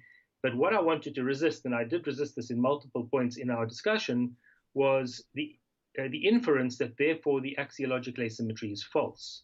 What I didn't do, I think, was to clarify why, in some detail, why I would want to adhere to the axiological asymmetry. I gestured at there being a whole range of considerations, but I didn't sort of specify what some of those are. So let me just cite a one for you. Almost everybody's going to deny that most. There was one thing that, again, this might be a bit of a tangent, but I like to go on long rambles, so I do apologise. There was one thing that Alex and Benatar were saying in terms of you don't need the axiological asymmetry to get to the antinatalist conclusion. You can get there through another means. First, I would agree with Benatar that it wouldn't invalidate the axiological asymmetry because it's not needed. Another thing to say that I sometimes see this in terms of like putting the conclusion and then arguing to get to that point with people who, if you're to like a team antinatalist, for example, you're putting the conclusion first and then figure out your argument afterwards. Now, of course, this happens in religious communities. It's called apologetics for a reason. Like, I'm going to go and put the best case for Jesus Christ being my Lord and Saviour possible. You've already put the conclusion first, and now you're putting your argument to get it. Now, look, I've done that lots of times in vegan outreach. I'm sure you've done the same, where you're like, I care about animals, but I'm going to talk about the environment to this person because I want them to get to the vegan conclusion. I think that's fine in terms of like a sales tactic, and you're making it clear that you don't have to care about animals to be a vegan. I don't think it's necessarily helpful when it comes to arriving at what's actually true. True, yeah. And if you're trying to get at what is true, just be wary of thinking in terms of how you get to the conclusion rather than what would the conclusion be arising from some principles that I'm applying consistently. We talked about before, I'm team anti-natalist, and this is my identity, and I put that front and centre, and then I kind of like or even the conclusion, but the anti-natalist label is at the front of it, and then kind of fit my arguments to that. That's a bit worrying. And again, I see lots of groups do that, and I see that in the anti-natalist space as well. There's there were two things I was quickly going to say. One is that so they just talk about one avenue that you could potentially get to. They basically say that you don't need the axiological asymmetry to generate an antinatalist conclusion, because you could say, life is overall bad or something like that. Yeah. They also didn't mention, I'm not saying they, they left these out intentionally, but there's also obviously like the risk and consent arguments. Those are two big arguments as well. Yeah, and like, often antinatalism is so heavily associated with pessimism, but you actually can completely remove it from pessimism and still generate the same conclusion. If you're a negative utilitarian, you could just say that no amount of good can outweigh the bad, and therefore the pinprick of bad would be... And Benatar's view, obviously in a different way, because he's not a negative utilitarian, he doesn't argue from negative utilitarian premises, but Benatar's view in that sense is similar in that a small amount of bad, like the pinprick, doesn't outweigh in a morally relevant sense the good that comes for it from the perspective of that person. Now, he does say that in a world like that, the parents' considerations might make it permissible to have a kid, whatever it might be. But you don't need to. There are lots of ways that you can arrive at the antinatalist conclusion that don't rely on David Benatar's version of the axiological asymmetry. And that's totally fine, because again, I think that it's helpful to think of antinatalism as a conclusion that you can arrive at from different ways. The thing that I obviously caution against is putting the conclusion first. Exactly. Your argument you can be convinced of antinatalism and then appreciate the fact that there are other avenues that you can get to it as well. The second thing I was going to say was that I actually think that short segment there where they talk about the asymmetry is maybe, from memory, the best interaction about the asymmetry in voice that I can think of. Because they really get into the whole discussion about the comparative judgments and stuff like that, which in normal like interviews that I've seen Benatar have, and we have a donation that's just come through in this world, and we raise them to be warriors against evil. I will just very quickly finish my thought and then I will get to that donation. Thank you so much, whoever sent that in. So I've actually forgotten where I was, but that discussion, axiological asymmetry, comparative, comparative analysis. Yeah, I mean, all I was Really, basically really trying to say was that I think it's the best one out there. Definitely Even though helped it's me, very yeah. short, it helps to clarify what David Benatar is actually arguing for beyond what I think often interviews get into. They tend to be more surface level. So we have a donation through. This is from Bovine Blue Stocking. Thank you so much, Bovine. So Bovine says, sorry to interrupt, which it was maybe preempting the fact that I lost my place, but absolutely no worries, Bovine. Thank you so much. Just want to say hi. Just want to say that it's great to see both of you again. So John getting a bit of hype there. And I thank you for the kind words, obviously. Yeah. It's very kind. And thank you for the support as well. And what we'll do this time again is any donations that come through, we'll donate to a charity that we agree on. I think last time we donated it to a local sanctuary, didn't we? Did we? I think we did, because they were doing matches. They were doing a fundraiser at the time. But yeah, we will donate all of the proceeds. But thank you so much, Bovine, for sending that in and for the message. Cool. Did you have anything else to say? That's very cool. Cool. Lives contain more bad than good. Yet most people accept that, for example, there is no duty to bring a happy person into existence, but there is a duty to avoid an unhappy person. So if there's an axiological asymmetry that explains the judgments that most people make about these things, then it's got an explanatory value which your hypothesis doesn't have. So it's not that anybody who advances the view that you held is incoherent in some way. They have reached antinatalism without the axiological asymmetry, but there's nonetheless a great explanatory value in that axiological asymmetry. Sure. To clarify on my part, I wouldn't say, let me see how this was worded. I wouldn't, and I hope people don't interpret me as saying that because antinatalism can be reached as a conclusion without the axiological asymmetry, that therefore there's a problem with the axiological asymmetry. That would be a totally invalid syllogism, of course. I suppose I was making two separate points. One is that in isolation, I felt like the asymmetry could be challenged. But that wasn't because you could reach the antinatalist conclusion without it. It was just a side note for clarification that said that just so that people know you can reach it without the axiological asymmetry. So if there is a criticism that you have that you think holds, you can still be an antinatalist. But it's worthwhile making the clarification you made there, I think. Thanks. Yes, I'm pleased you accept that, because I had the sense in the conversation that you were vacillating between those two positions, and that sometimes you were moving from the claim that the axiological asymmetry wasn't necessary to the point that this was actually a challenge against the axiological asymmetry. So if that's cleared up, then that's great. This is an important feature of our subsequent conversation here. Yeah, well, I certainly don't think that it's because it works without the asymmetry that the asymmetry would fail. I don't think that's the reason that it fails, if that makes sense. Now, I hope people didn't interpret me that way.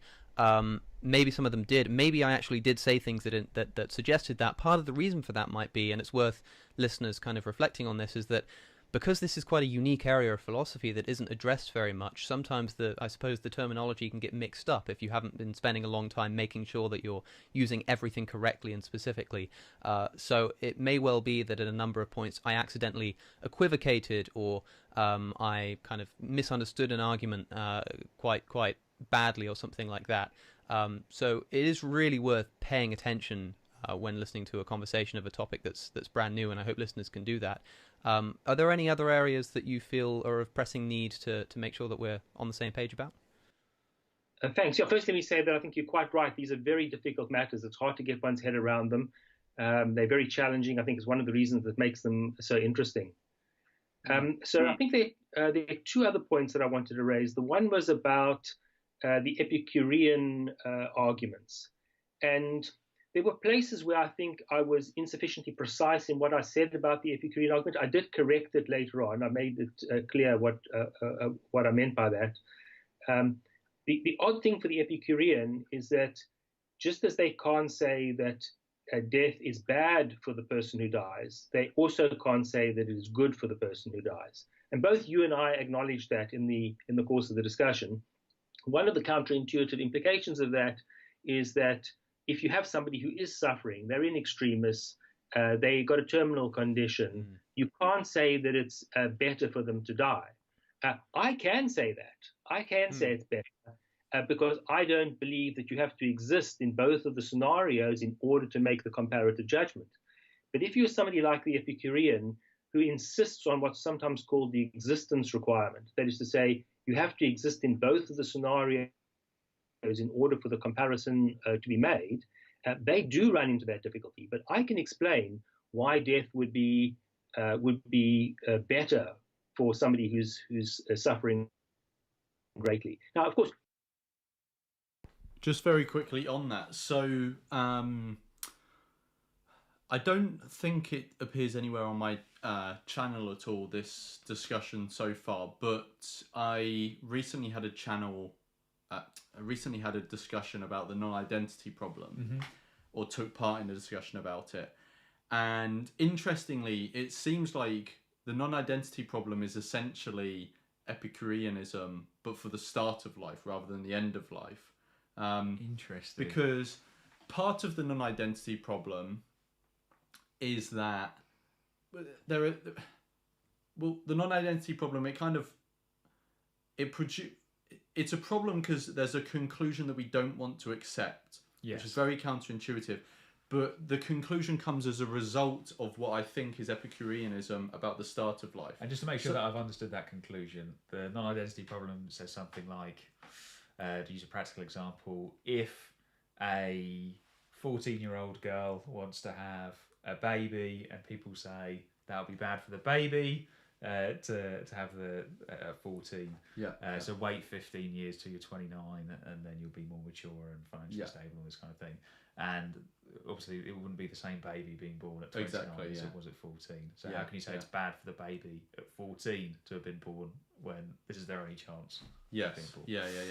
So, so you're correct, but I'm actually thinking maybe I'm now incorrect because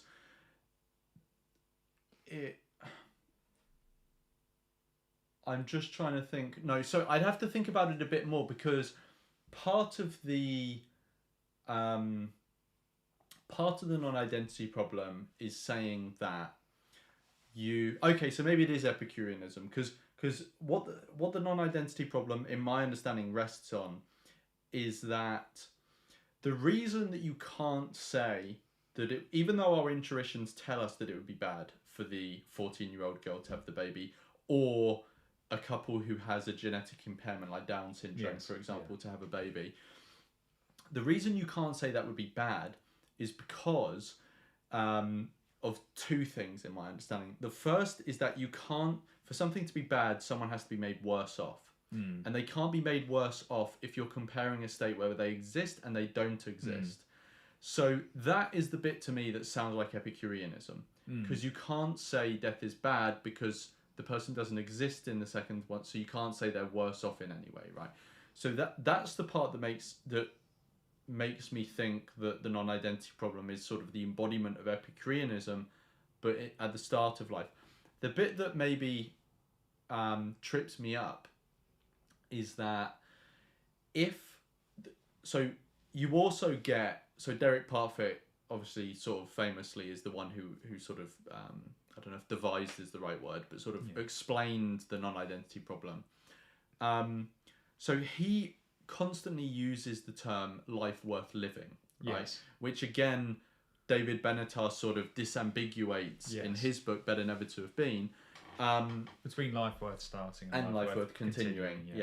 And something just as Sam Harris constantly says life worth living about David Benatar and doesn't clarify what he's talking about. So, but the bit that is maybe tripping me up and doesn't sound like Epicureanism is that it's constantly said that if a life is worth living, you know, if we're just accepting the framing that Parfit is giving, then it would be good for the child to come into existence, right? Now, obviously, anti-natalists disagree with that, but that to me doesn't sound like Epicureanism. And maybe I'm failing to appreciate the connection here because it's in the moment, and I need to go back and sort of sit down with it in front of me. But it seems odd to me to say that it can't be, you know, we can't say that this child is made, you know, we can't say bringing them into existence with some sort of impediment, like being deaf, for example, is bad, because you're not making them worse off because they didn't exist in the other scenario. How can you maintain that and also say that it can be good to bring someone into existence? And I think Parfit does, because if something is good for the person, then surely they're made better off by it, right? But if you can't make someone worse off by bringing them into existence because they don't exist in the previous, then why can you say it's better off? And I see, yeah. Yeah, and I believe Parfit actually does address this in a note right at the end of Reasons and Persons. And he makes a concession that in the case of bringing someone into existence, because it's a sort of unique case, something can be good for someone, not because it makes them better off, but because having something is good for them. So the experience of pleasure, for example. I might be butchering his words there, but I'm pretty sure that's what he says. And so it's a non-comparative good. So you're not comparing between two states. But he doesn't make the same point about bads. He doesn't say, well, if you can have a non-comparative good, why can you not have a non-comparative bad then? And still say that it would be bad to bring someone into existence. Sorry. No, I was just going to say, he does. I don't think he explicitly says that, but I think he does. Or maybe that's sort of implicit, because if you're saying life worth living, then you're implicitly saying there are some lives that aren't worth living. So those would be the ones that are non-comparatively bad, and that's why it's bad to bring them into existence. I don't think that would necessarily be inconsistent, though. No, I'm not saying it would be inconsistent. Because you could say that we value bad and good differently, so we treat them differently in the different cases, which I think to a large extent is what Benatar is. So I actually agree. You can have non-comparative goods and bads. Yes. But I'm just trying to understand if that whole thing is in conflict with an Epicurean view of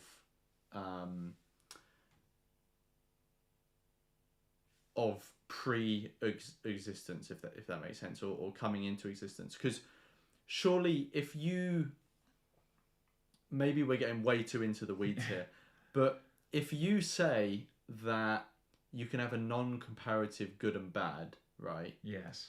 Then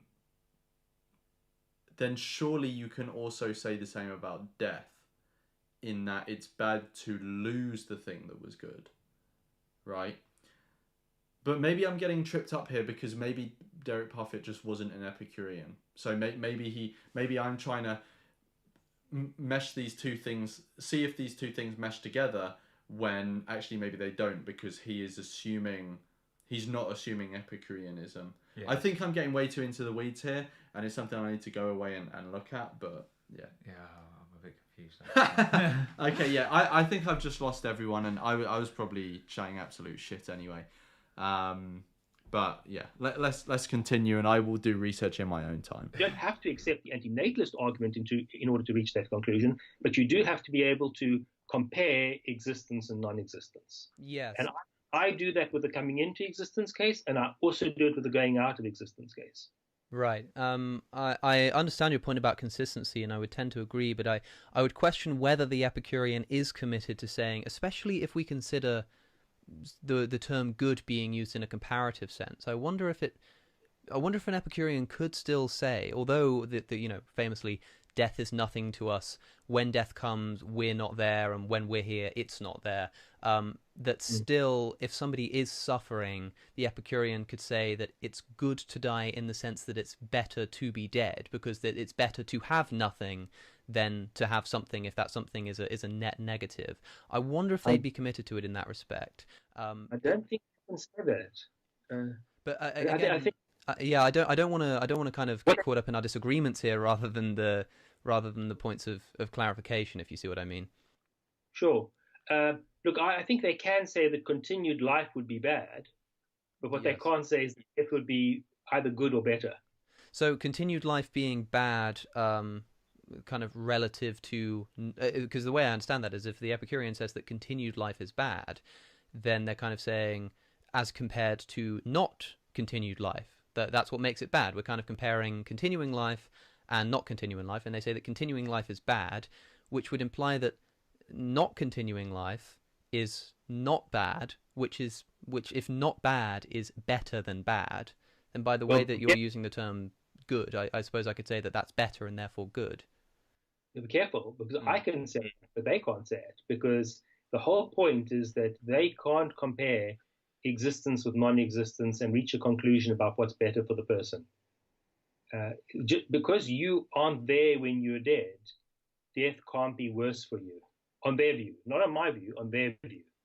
And just as it can't be worse, it also can't be better.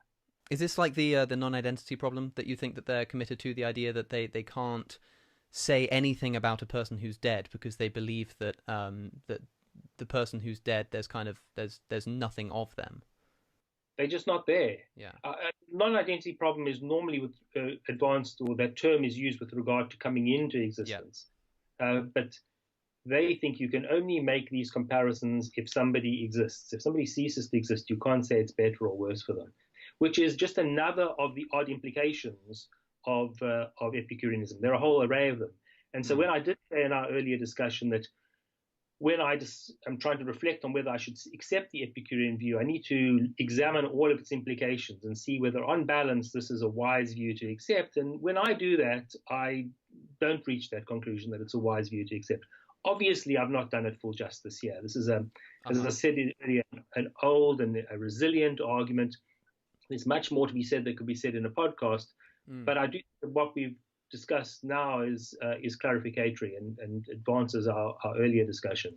Yes. So I want to press to the listener that the purpose of this addendum here is to clarify points. So I would stress that I still disagree with a lot of what you're saying here. I'd even potentially disagree still with the idea that Epicureanism is committed to what you're saying it is. I'm not sure on that. Maybe it's something that I'll revisit and write about in the future, but our purposes here are just to make sure that we at least understand the points that are kind of being made as they're being made, right? So I think when I'm saying kind of sure that makes sense throughout this little conversation that we're having now, I don't mean in terms of I'm bowled over and agree with you. I just mean to say that that's a useful clarification, but it doesn't mean that I agree with the argument. Having said that, we can kind of keep going for as many as you think are worth clarifying, unless that was the last major one that you had. Just one more, if you don't mind. Of course.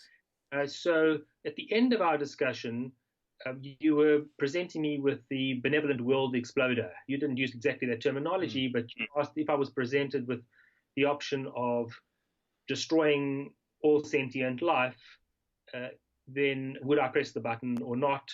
And the challenge was obviously, because of all the suffering of generations in the future that I could prevent, there's presumably some very strong reason for me to press that button. And I stepped through the different theoretical positions, and I suggested that a utilitarian might be willing to press the button, but might also not want to let on that they would press the button because there might be negative consequences to letting on.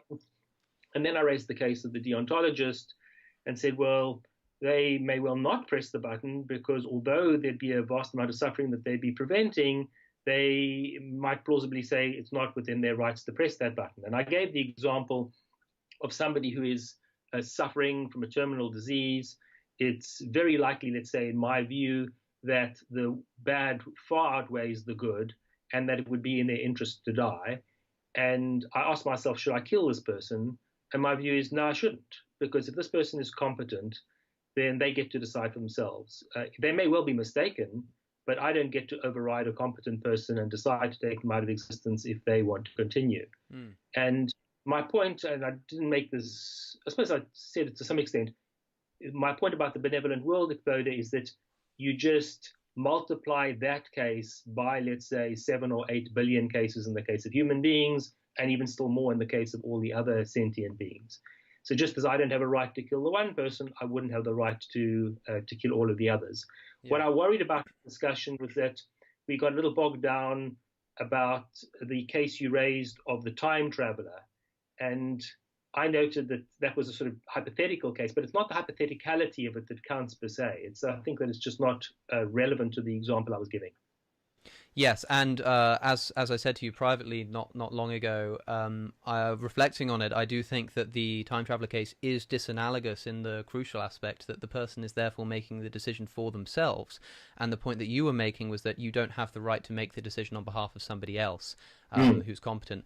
The point that I would probably make if I were to kind of rehash it under that light would be to say that presumably you as much as you don't think I have a right to override that person's autonomy, you also think that that person doesn't have a right to bring people into existence. So the way that I see it on the anti-natalist view is that we have here a conflict of rights. We have a situation where, yes, if I killed people, it would violate their rights. But if I don't kill these people, I know that they're going to violate other people's rights, that is, the people who haven't been born yet, by causing them to suffer. And so you kind of got a situation whereby if you don't, you know somebody is going to violate someone else's rights, do you have the right to violate the first person's right, knowing that that's the only way to stop them from violating another person's right, especially if that violation that they're going to commit is of generational proportions? But then the question becomes about the nature of when and if we can override rights, which isn't necessarily kind of a question that's specific to antinatalism, but would be a question that would need to inform your answer as to whether you personally would press the button. I hope that makes sense.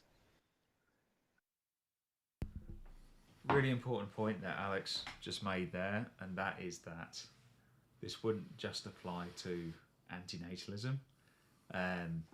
If you think of it this way, if you think that abortion is murder, which many people do, then don't you have a right to murder someone who's going to get an abortion? No, of course you get anti-abortion terrorism for that reason.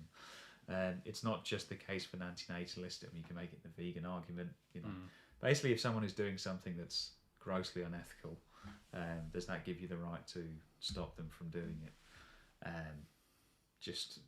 There's a case of like being very, very cautious with this thinking. I think it touched some of the points we brought up earlier around not being omniscient and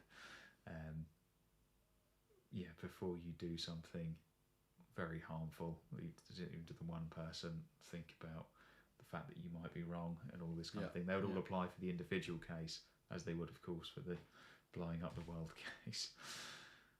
Yeah, and you've also, as well as that, you've also got confounding factors as well. Like, if you are first of all, like, you're in any given case kind of speculating as to whether the person will actually create someone or not, right? Yes. Unless you're literally, in the other room while they're conceiving, and you break into the room and sort of at gunpoint stop them.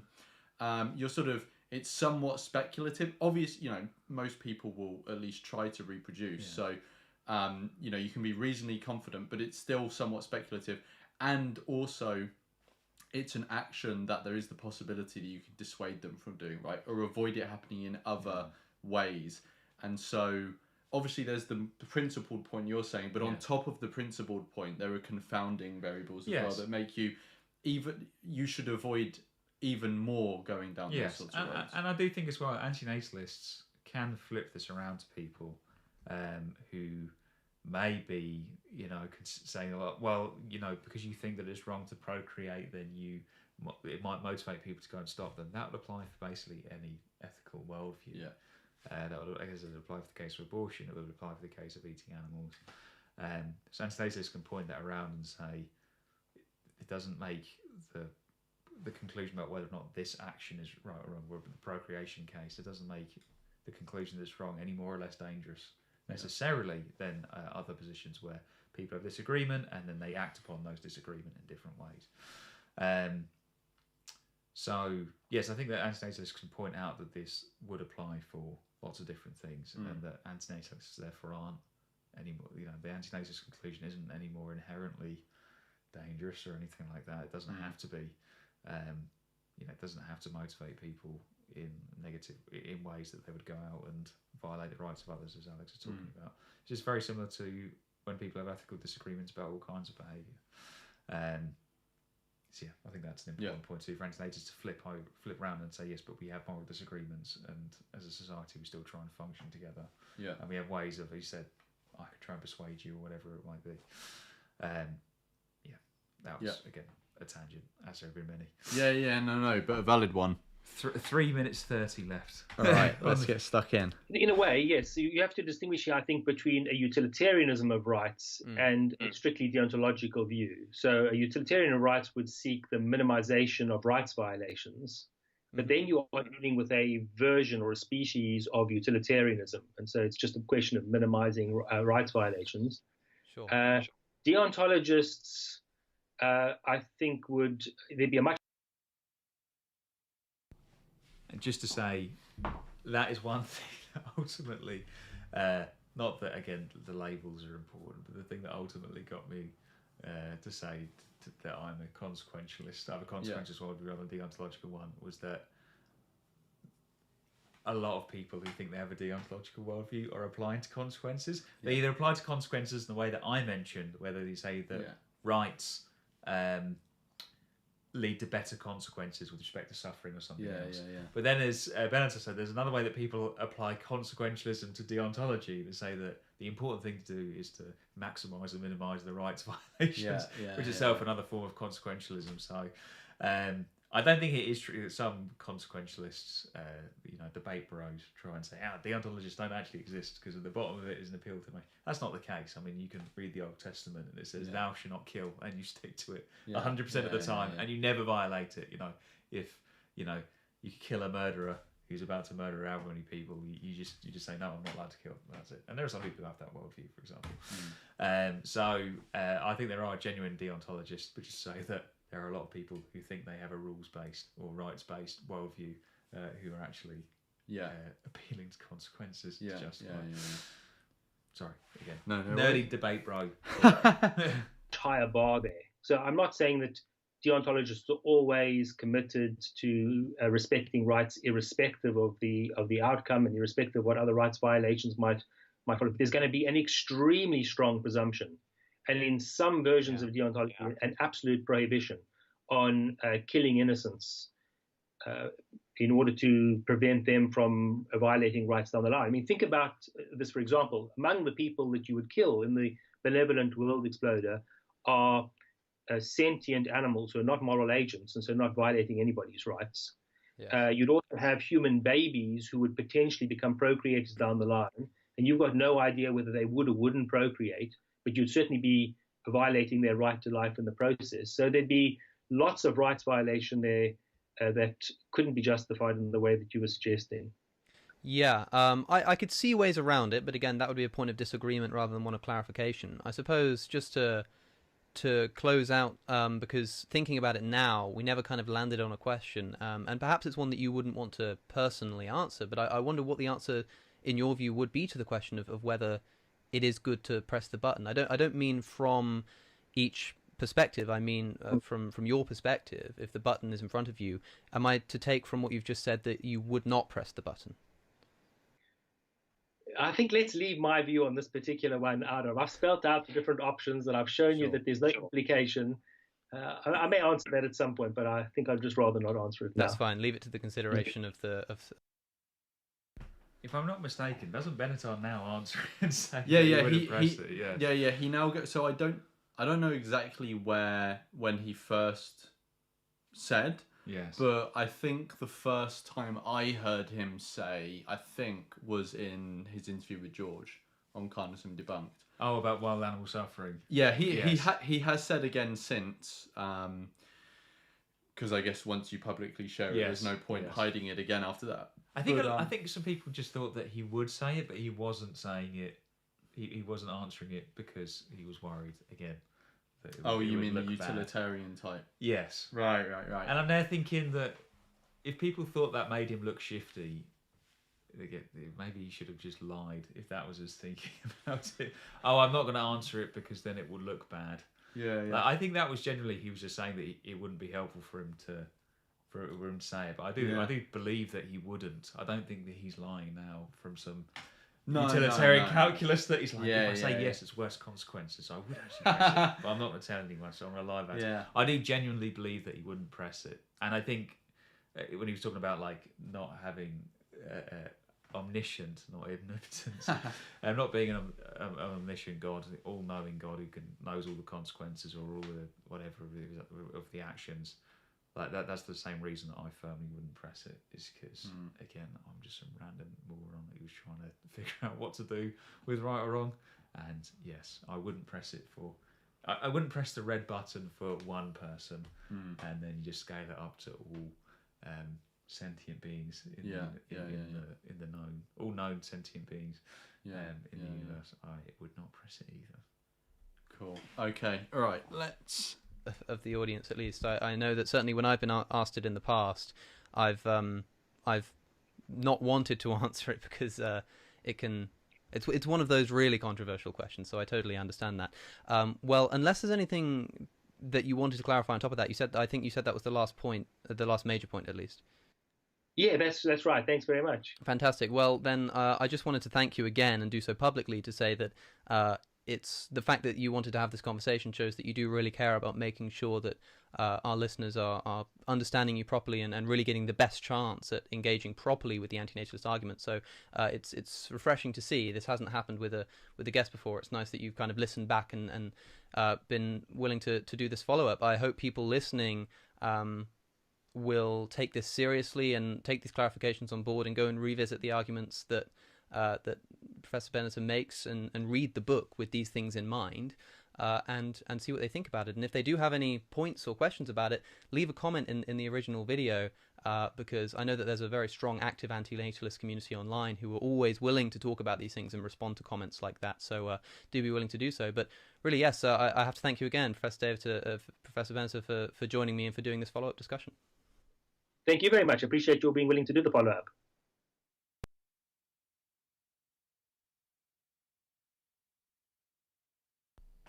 Are we on? Okay, Yes. Cool. Okay. So that was the end of that. Cool. So should we do closing thoughts? I think that's... Yeah, I was saying to Lawrence not to pause it early once they'd start making their arguments, because it's nice to hear 40 seconds of them saying nice things about each other. Yeah, I think like revisiting it, I think it is a really worthy conversation. Now they do go into the weeds. And I think the clarification afterwards is really helpful, having gone into the weeds. I think for me at the time, I heard this view articulated. This is when it first came out over 5 years ago. I heard the view articulated, which I hadn't done before. I heard it articulated kind of thoughtfully. I heard it articulated from the perspective of the person who's brought into existence. For my faults, I used to be a fundraiser for a very large environmental charity, and I think that a lot of environmentalists have like, they wouldn't even know the term anti-natalist, but they have like misanthropy that's like, oh, if humans existed, then the ecosystem would flourish and nature would be perfect. Bit like a Les Knight type, even though Les knows knows about is anti-natalist. Yeah, he knows about those anti-natalism kinds of and that ideas. sort of view. I'd heard those ideas before, but I never really heard it like what is often known as philanthropic anti-natalism. I have some reflections on. So again, like this is the first thing that I came across in the space, and then when I then went to engage a bit more in the anti-natalist community, some of the differences. But maybe we can get to that in a sec. But just on the conversation to say, I think it is a really, really good conversation. I think it's a good one for not necessarily people who subscribe to the anti-natalist label, but people who are into philosophy and. I think Alex, as people are somewhat familiar with the ideas, maybe some of the ideas around like suffering-focused ethics, etc. Maybe they'll be interested. So yeah, definitely a lot of value to be had in the conversation, and again, the follow-up afterwards, I thought was really, really fantastic. Yeah, I don't think I have anything too like enlightening to say on top of what you've said. I also agree. If someone just wanted an introduction, I wouldn't point them to here. If someone already had a bit of an introduction, and is more philosophically minded, then I would send them here. But I would also tell them you have to watch the clarification afterwards. Like I feel like that conversation is incomplete without the clarifications, which is why they had the clarification. So I do agree it's incomplete. I do think the first one is like the conversation in the hour straight is still worthwhile, still worth listening to. But I agree. Like the addendum, like it's like reading a good book and then missing out on the prologue, or the epilogue that tells you what happens to the characters afterwards. I think it's good to. So. Yeah, I don't really have anything else to say closing off, but was there something else you wanted to come back to? Yeah, I think that in terms of how I reflect in this conversation, it's actually something I brought up in the conversation with the pro-natalists. One of Malcolm Collins, they talked about the subreddits and the anti-natalist and ethicalist subreddits and this kind of thing. As mentioned before, used to be a bit of a cringy keyboard atheist, and still am an annoying vegan. So I was in some atheisty Facebook groups and a lot of vegan Facebook groups where people are sharing memes and this kind of thing. Yeah. So I came across this idea with David Benatar. I started listening to the ideas a bit more. Again, I'm not really particularly interested in labels. I think that labels are overrated, but I don't remember at the time if I was a card-carrying anti-natalist, so to speak. But I definitely joined some anti-natalist Facebook groups, and I saw, they've got tens of thousands of members, or hundreds of thousands of members, so there's actually a community out there I didn't know about. And I can still remember the first time I was in an anti-natalist Facebook group, and there are three things that I saw that stuck with me. One of them was a screenshot of a Tinder profile of a 37-year-old woman's Tinder profile who said that she wanted children. And the guy who posted it said something like, "Better hurry up, love. You don't want your baby to have 5 eyes." And the people were commenting underneath. And then the same guy said, "Oh, she'll find someone to come on her shriveled eggs." Okay, now. And bear in mind that I've gone from David Benatar, who's like presenting the view very kind of compassionately philanthropic, etc. And then like to that. Yeah, and I didn't even have the wording at the time around this, but I think the thing that put me off is that I don't view having children as a blameworthy act. An act that can cause a tremendous amount of harm, of course it can, especially when you're thinking about down the generations. But I don't think of it as a very blameworthy act. So to say something like that, something like really quite horrible, I thought, whoa, this is supposed to be I thought it was, this is an ethics-based space. Then there were lots of comments about children complaining that, like babies cry, and you come across terms like crotch goblins and this kind of thing. Yeah. And I was there thinking, okay, this is, if from philanthropic antinatalist perspective, if children are the victims of procreation, then this is like complaining about animals, as in a vegan space, which obviously just doesn't happen. People are like, oh, those annoying pets that people have, their pets pooing on the floor, wherever it might be. People don't do that. And as they're thinking, hang on, if you're like, again, philanthropic antinatalist, then you wouldn't do that. And then I saw a bunch of memes about people complaining about going to work. And from what I could tell, these weren't children in an emerald mine. We're not talking about slavery here. We're talking about people complaining about going to a 9-to-5 job. And look, don't get me wrong, in an ideal world, no one would have to work. You wouldn't have to earn money to pay for basic resources, food and shelter and this kind of thing. But again, I'm there thinking we're supposed to be compassionate and be concerned about, like, okay, so we're supposed to be. This is me projecting onto the anti-natalist. I was there thinking, I thought this community would be concerned about things like extreme suffering, like being born with a severe impairment, or dying from cancer, or again, because of a non-speciesist antinatalist being in a factory farm and then sent to a slaughterhouse, not complaining about a 9 to 5. Going to a 9-to-5 job in a Western country. And I guess from that point on, that those feelings of not feeling particularly comfortable in antinatalist spaces have kind of stayed with me.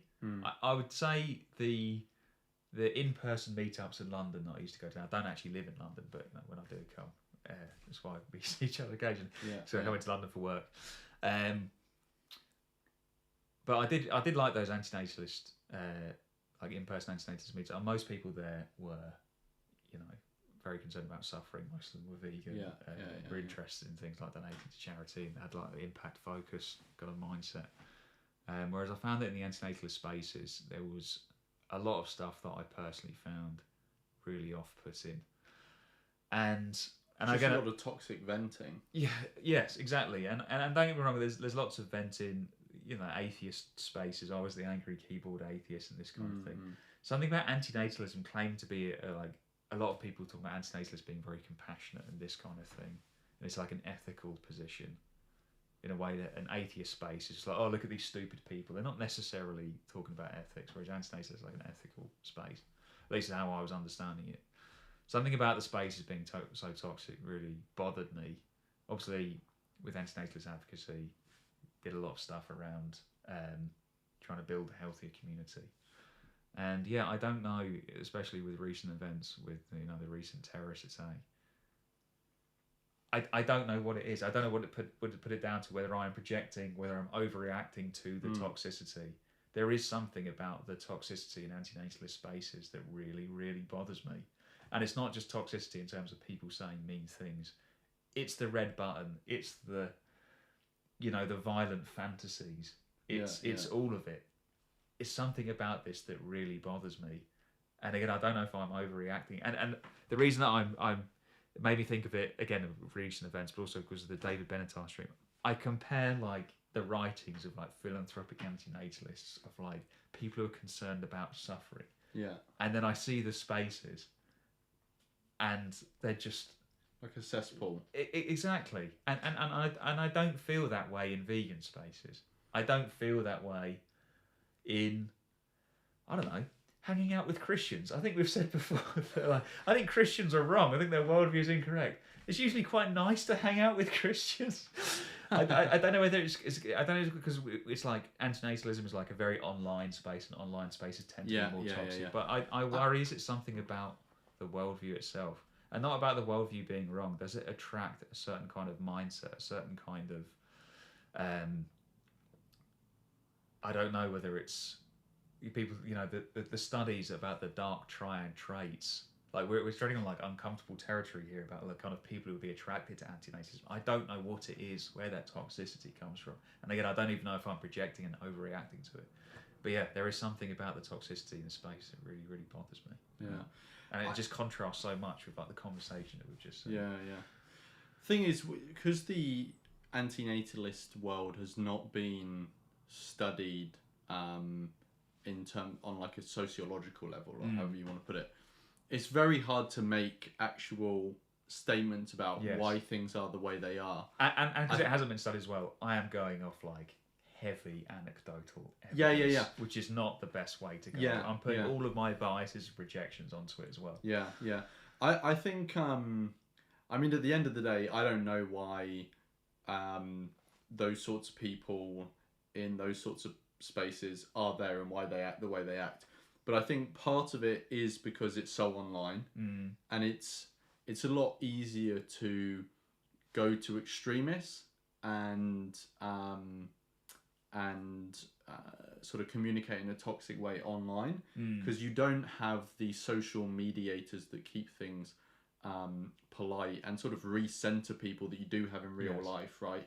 Like in real life, in a face-to-face contact, something as basic as awkwardness mediates conversation. You don't have that online. It's very easy to dehumanize people online as well. The dehumanization point I think is huge, because my family members have children. Obviously my parents do, but my sister has children, my cousins have children.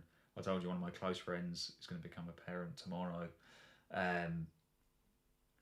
When you're talking about these disgusting breeders and their crotch goblins and this kind of thing, it's easy to do that in the abstract, and I think it's harder to do that. In real life, when you're interacting with people, you see them as more as just an avatar for the thing you're fighting against. Yes. So because online you see that as an avatar, online you see people, because it's so easy to dehumanize them, you see them as essentially just an avatar for the thing that you're trying to combat. Yes. Right? Yes. So, and the thing that also unites your community as well, like behind the label, is being against that. Yeah, exactly. Yeah. And but in real life, like the people like you said, your friend who's having a child tomorrow, and I know people who will very likely have children or have had children, and like, of course, you disagree with what they did or plan to do, but you also understand like they are more than just that one decision.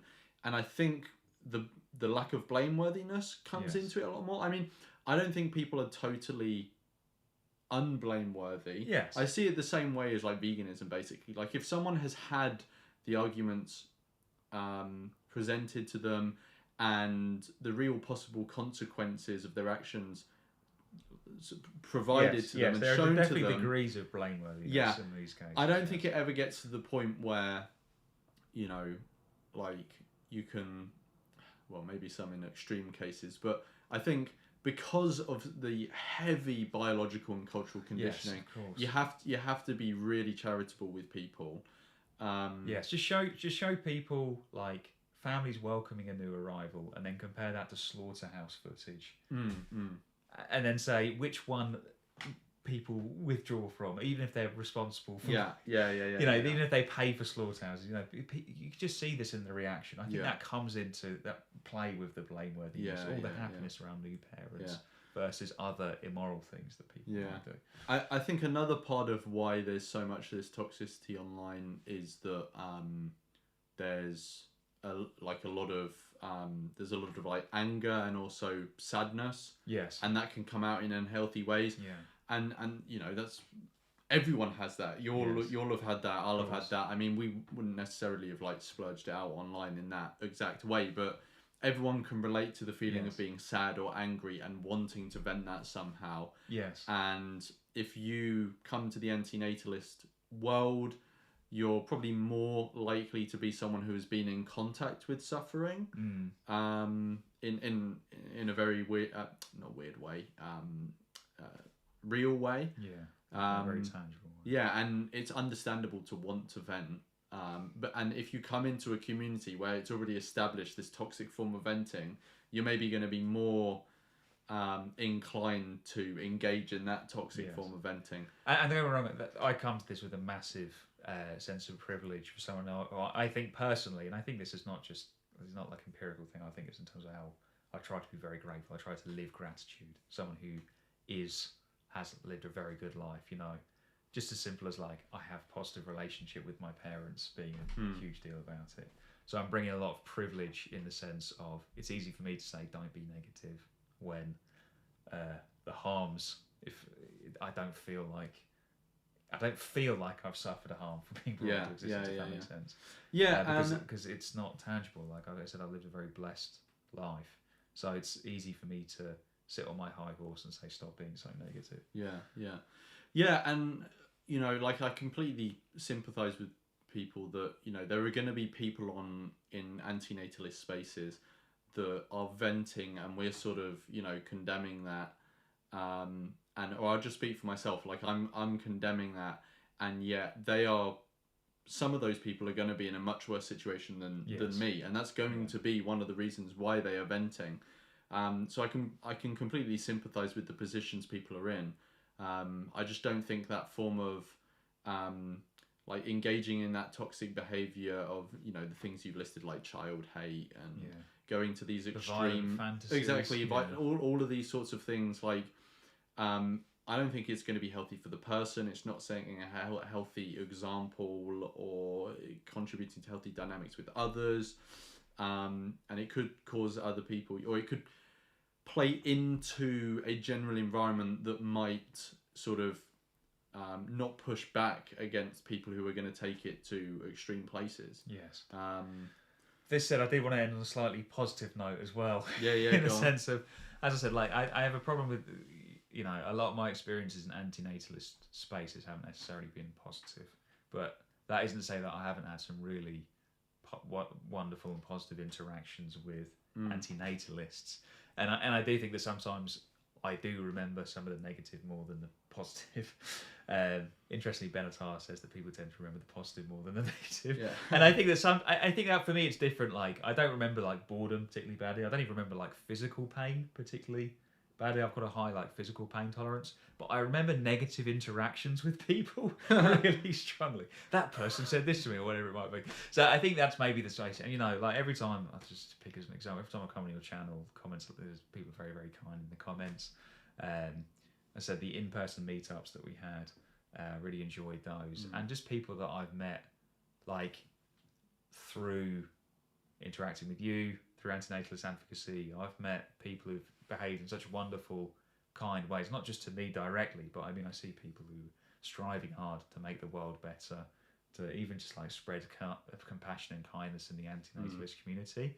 I have come across some people who have really, really inspired me as well. And that I think that maybe I do sometimes, although of course because of recent events it's easy to dwell on the negative, and it is important to dwell on the negative to some extent. I think it is also important to recognise some of the positives in this space. You know, the conversation we just saw, you know, the way that Benatar puts the conversation forward, like that that compassionate side of antinatalism, which is why we went for the heart with the antinatalist advocacy logo. Yeah. That is there, and people like live that compassionate side of antinatalism. I find it really inspiring for sure, and there is that too. So it doesn't need to all be doom and gloom, for sure. Yeah, no, 100%. And I mean, I think the most prominent part of antinatalism is the online space, which is unfortunate because that's where the worst parts of it are. Because it is so online though, that is a really big. That is a big part of it. Yeah. But my experience has been that the best part of the antinatalist world is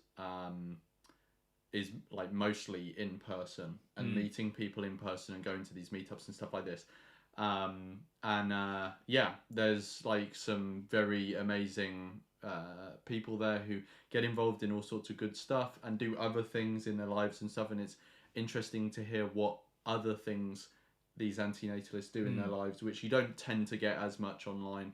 But it's just because of the nature of it, it's less exposed. Yes. Because it happens in person and it's not done for a camera or on recording or anything like this. It's just an experience people have with each other. And and also like reading the work as well. Like ironically, when I read The Human Predicament, like Benatar's, he's throwing more shade. You know, he's like, you know, he accuses people of selling snake oil. And don't get me wrong, like you don't have to be all saintly and charitable at all times. He's never claimed to be that. One of the things that I liked about Better Never to Have Been is that it really is a beautifully written book. And I think that especially when you're articulating a worldview that people, rightly or wrongly, might associate with someone who's very angry or bitter or feels sorry for themselves or whatever, that was absolutely the right way to go, to write a very compassionate book. And a lot of the antinatalists they're writing in like suffering-focused ethics in general. And again, I come to antinatalism through a concern about suffering. That doesn't mean that other people do. But a lot of people who are concerned about suffering, trying to make the world better, whether or not they subscribe to the antinatalist directly, or it's kind of like related, a lot of their writings, a lot of their work, it really does draw in that compassionate side too. So, you know, away from some of the toxic online spaces like this, like the in-person meetups, and then like some of the writings and work around this is very, very something very beautiful and compassionate about it. Lots of positivity there too, in amongst all the negativity. Do you have any final thoughts you want to apart from all the final thoughts we've apart from that long all that rambling, again, thank you for having me on, mate. Thank you everyone who's watching. If you watch the 3 hours of the first reaction and then this one like, was it over 2.5 hours? We're coming up to 2.5. If you watch both of those back to back, I think personally, Lawrence, you should send them a handmade medal for making it through. But no, I really enjoyed this. I hope you've enjoyed listening to us ramble. Yeah. No, it was really good to like revisit this conversation in detail. 5.5 years on. for sure. I've really enjoyed it, so thank you. Yeah, no, of course, anytime. And I have been waiting to do this one for a while and kept pushing it back because I knew, like, it's a long conversation. It's going to be very detailed. It's going to be a lot of effort to do. We bring children in this world, and we raise them to be warriors against evil. We bring children in this world, and we raise them to be warriors against evil. Okay, right at the last minute, back to back. Thank you so much for the donations. Usually I say thank you for the support, but the supporting messages and the donations are generally a support, but they'll all be going to a charity that we'll agree on after the stream. But thank you so much for the donation. So the first one is from someone who doesn't share their name. Don't share their name. And they say, great stream, guys. Thank you so much. You know who you are. Absolute legend. And thank you so much for the donation. And then the next one is, again, they don't share their name, although they usually do, so I'm sure it's fine. But just in case. So since the donations are going to charity, here's a bonus for mentioning the non-identity problem. And just to say, credit to Lawrence, because he went on that long ramble about non-identity and Epicureanism and are they related, and I was sat here a bit confused thinking this sounds like a stretch. And then Benatar and Cosmic Skeptic brought it up, so fair play. Fair play. Yeah, I felt very validated, vindicated by that, that long ramble. yeah. But thank you so much for those two donations. So I think we've had £30 overall. So that'll be going to a good charity. Yes. I'm maybe gonna suggest that we do Marie Stopes. Or MSI Reproductive Choices, however people call it now. But thank you so much for the donations. Thank you so much for the general support. Like John said, hope you enjoyed us listening, responding, rambling, all of the things that we did. And John will catch you at some future point. We don't know what. And I will catch everyone in the next one. Thanks, everyone.